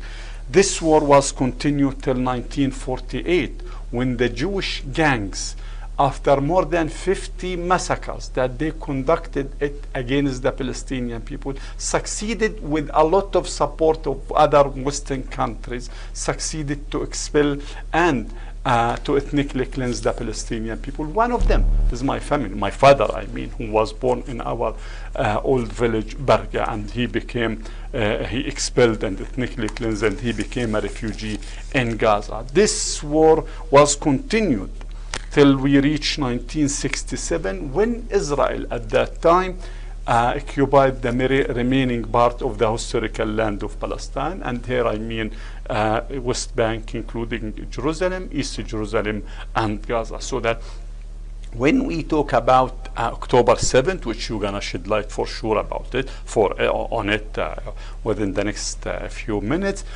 we should take it in its historical background. We cannot isolate it October 7th or what happened just 1 year ago out of its historical context. The galaxy itself was not created 1 year ago. The Earth itself was not created or invented only 1 year ago. So that this is very important to start the discussion, just to make sure that to differentiate between the war that is launched against the Palestinian people and the crisis that might happen between two countries or other. But what is happening right now, what is running long time ago, it's a war against the entire Palestinian people. All right, thank you so much, Abu Shawash, for putting this issue, in perspective. But then let's talk about the human rights violations as it stands right now in Pakistan. In Palestine. In Palestine, I beg your pardon. How have ordinary Palestine survived over the last year? They've been surviving with the human rights violations. Again, as if it's not only for the last year. We are suffering of, or Israel is violating all the human rights against the Palestinian people. I mean, long time ago. But it was intensive. It was intensified during the very last year. Just to talk about what is happening during the last year. Approximately, we are talking about 42,000 Palestinians was killed, was completely eliminated, was completely, part of them we cannot find even any single piece of them. For those 42,000, nearly 42,000, the majority of them, according to the United Nations and other very respected reports, I mean 70%, 70+% is women and just children. 10,000 of the Palestinians still missing. No one knows where is those 10,000. The majority of Gaza is Gaza, or you can say that Gaza is nearly completely leveled. 1.9 million Palestinians out of 2.3 million the Gazans there in Gaza is internally displaced. Many of them was used or suffer or endure to be moving more than one time, looking for or searching for a safer place, whereas in Gaza, and again according to the United Nations, there is no safer place in Gaza. This is how many one is maimed, how many child became orphaned, how many one. There is tens of issues that if we want to take a look to it, for example, the water crisis or weaponizing the water. Israel is weaponizing the water. Gaza is completely shut down from the electricity for 1 year, one entire year. It's completely shut down from the electricity grid. So what I would like to say that when it came to the human rights issue, Israel spare no effort to violate all, and there is no exceptional, all the human rights in Gaza. Let me just remind you and the others that just in last July, the United Nations was included Israel in the list of shame. List of shame mean that the list that the countries whom is violating the rules and the international law against the children themselves. This is what is happening. This is what is going right now in Gaza. Put aside what is happening even in West Bank, where there is, according to the Israeli, they are not launching war in West Bank. 700+ Palestinians was killed, sniped, since just the very last year. Approximately, we are talking about 11,000 Palestinians whom jailed. All of them, with no exceptional, all of them, according again to the international international community, or to the international reports, international reports, even Israeli reports. For example, Beit Salem, the NGOs, the Israeli NGOs, is talking about all of those Palestinian was tortured, ill-treated, and all of them subject to unhuman treatment in the Israeli concentration camp and jails. Your Excellency, at this point, I'm tempted to ask, what's the implication of the escalation of this conflict in the Middle East? Again, you back to call it conflict, it's yours, but again, this is an Israeli occupation. We don't want to use the war. We don't want to use the war. It's war. Even the Israeli themselves. It's an alleged war. Even the Israeli themselves is declaring this. They are in a. They declared 1 year ago they are in a war. Israel, Gallant, the minister of the Israeli army, declared it loud and clear. But they are in a war. Your Excellency, I think it takes two parties to go into a war. And no, we are no. They are declared. I was very clear because wording have a meaning. They declared that they are in a war. We did not have army. We did not have weapons. We did not have anything to fight against one of the top 10 military worldwide, so that this is a war from the Israeli side against the Palestinian people. A war, not crisis, because Israel is declared a state war. It's not us. So what's regarding the implication now? Regarding the implication of the Israeli war against the Palestinian people, we already saw the situation is deteriorated. It touched Lebanon. They killed tens of. So far, we are talking about more than 800. Down to Hezbollah, down to Iran, and those entries. They will going to corner someone by the end of the day. Hezbollah, Hassan Nasrallah, or others. To kill Hassan Nasrallah, for example, to assassinate him, they use, according to their news, 80 different type of American bombs to destroy the whole entire area that Hassan Nasrallah was found on it. Could you imagine 80 different type of different bombs? One type of it is 2,000 pounds. They use it to destroy the area where is Hassan Nasrallah located. So that to target one person, for example, they destroy the whole entire place and killed hundreds of people around it. So by the end of the day, they will going to corner someone. They will going to dehumanize him, so that any war crime they will going to conduct, or already they conducted it, according to them, it is justified because X or Y was there. So as it stands right now, this alleged war seems to be escalated even to the Middle East. But then again, we are asking at this. I'm asking at this point, this implication of this. Is it going to further deteriorate the situation that the Middle East has found itself right now? Or we have to start seeking for other intervention, because it is escalating, and by October 7th, we'll be marking almost 1 year into this war. But you've gone ahead to put this conversation in perspective by giving us an historical narrative. But for the people in the Middle East right now, what should their faith be? Should they begin to prepare to leave their homelands and go to somewhere else because an alleged war has been declared? What's the implication for people in the Middle East at this time? 3 points again, dear Godwin. You said alleged war, and I can assure you Israel's declared a war. Already Israel declared the war. They are in a state war. So this is one.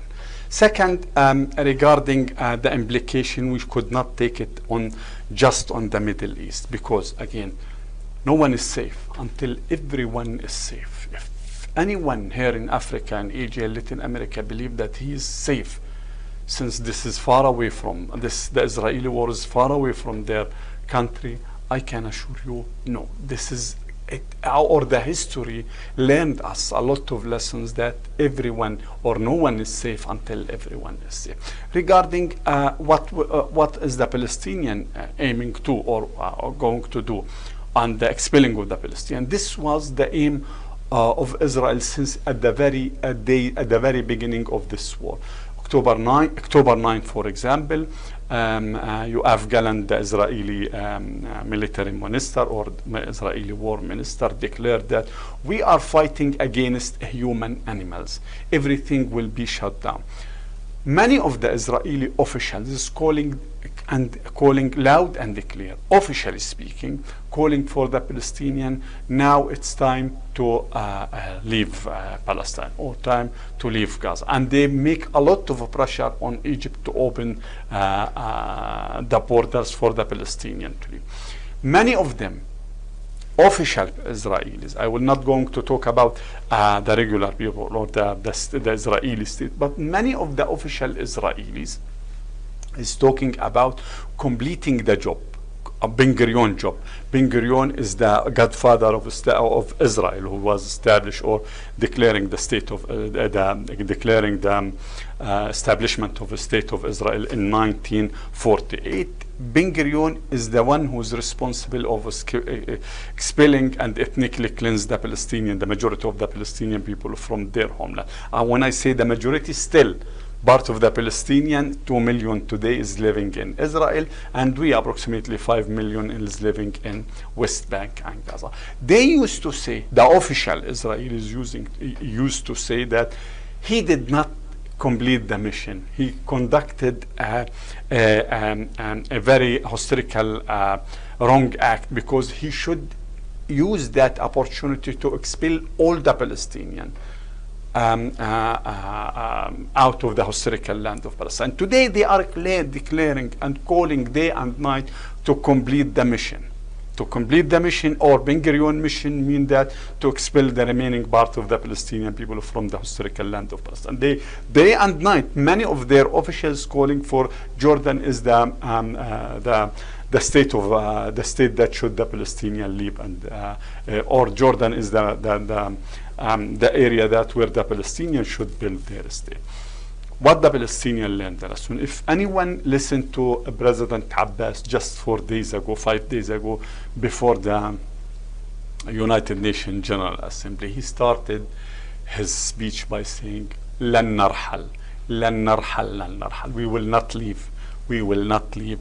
We will not leave. Which means that we are fully aware as a Palestinian that their aim today of leveling Gaza, of leaving the criminal Jewish gang who is patrolling the Palestinian street in West Bank with their guns, killing the Palestinian, uprooting their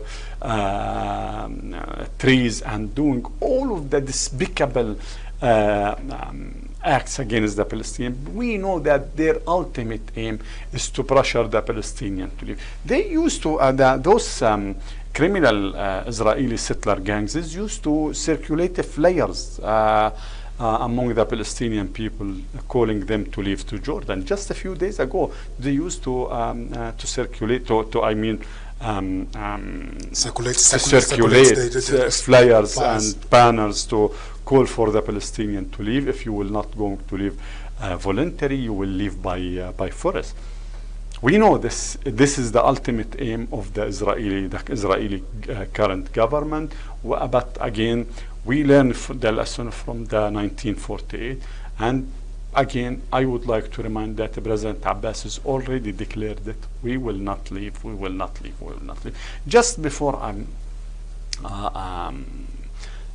you take the floor again, we should remember that the fanatic Messianic minister, the Israeli finance minister, he did not deserve to even to raise his name here, was displayed 6 or 7 months ago the biblical map of Israel, which consists part of Egypt, north of Saudi Arabia, the entire Syria, Lebanon, and part of Iraq itself. He displaced it in Germany before a lot of tens of Jewish leaders and German leaders, of course, or at least Jewish leaders. I can riskily say that Jewish leaders in Germany saying that this is our aim. It is clear for them. It's time to expel the Palestinian people. This is their ultimate goal, and we are pretty sure that they will going to use all the effort now. If it is not military, they will create the circumstance to expel the Palestinian people. If it is not by force, it should be voluntary. Those of us that are based in Africa right now might not know the extent of the damage being done in Palestine as it stands right now. We believe that it is a near collapse. Gaza is in a near collapse situation. But it's your view more conversant with Gaza right now. How would you rate the level of damage being done in Gaza right now? Gaza, just to make the story very short, according to the United Nations report 2013, Gaza by 2020 is not a livable place. Gaza now, after 2020, 2024, after 1 year of completely nearly leveling Gaza, it's a place that we know that it's not a place to live, or it's no schools, no hospitals, no infrastructure. Even the asphalt of the infrastructure, they remove it. They destroy everything for fun. I'm not pretty sure whether you show some of these videos, but I can share with you tens of those videos. One of those criminal soldier was for his 2 years daughter birthday. He destroyed whole entire building. And it is in the social media. He published it in the social media. This is for his love daughter that she became 2 years. Then he destroyed an entire neighborhood. I understand that we have a United Nations that was established and born out of the League of Nations, and also we have the Magna Cartas of that was signed, one of the human rights charters, a lot of human rights charters that have been put in place. One will begin to ask at this point, why are Palestinians not calling for help at this point using the United Nations? We've not seen the president come out to express concerns on these things on a regular basis. So I'm asking, why is this so? We hear Israel's president come out to speak a lot about this thing, so it makes it look like their rights have been trampled upon, but we don't get to hear from the Palestinians. But why is this so? Well, thank you so much. Again, for the good of the Palestinian people, you start, we are looking for the good. No, it should not be just for the Palestinian people, even for the Israeli. We are very honest in this regard. When we talk about peace, this is in favor of us as a Palestinian and the Israeli in equal manner. We will not hesitate. We are not shy to say that. But this is very important. We are looking for a peace for our benefit, mutual benefit for the Palestinian and the Israeli people in equal when it came to the President Abbas, I cannot compare him with all the lies that Benjamin Netanyahu circulated and spread it before the General Assembly itself. But President Abbas delivered his speech, and I already shed light on the very beginning of it. In his speech, he put forward the 11 points that can take us, 11 practical points that can take us as a Palestinian and as Israeli in equal manner to the peace process itself. When you compare both of them, both of their speeches, President Abbas was very clear. We are intended to have a peace with the Israeli people. When you back to Benjamin Netanyahu's speech, he did not mention any time the name of the Palestinian people, except President Abbas when he accusing him of supporting the terrorist people. This is, you can compare, politically speaking, you can compare of the one who is really intended to have a peace process and the one who's completely turned his back to the peace process. Just 2 or 3 months ago, the Israeli parliament adopted a resolution by overwhelming voting. Only 9 voted against it, refusing even if they will sit with the Palestinians in the negotiation table, they refuse to give or to allow the Palestinians to establish a state for their own. They refuse our right of self-determination. Likewise, of course, the Americans, they're refusing our right to self-determination. We have in a yearly pace, the United Nations General Assembly adopted a resolution called the right of Palestinians to self-determination. America and Israel is refusing, is going against this is a fundamental right for anyone.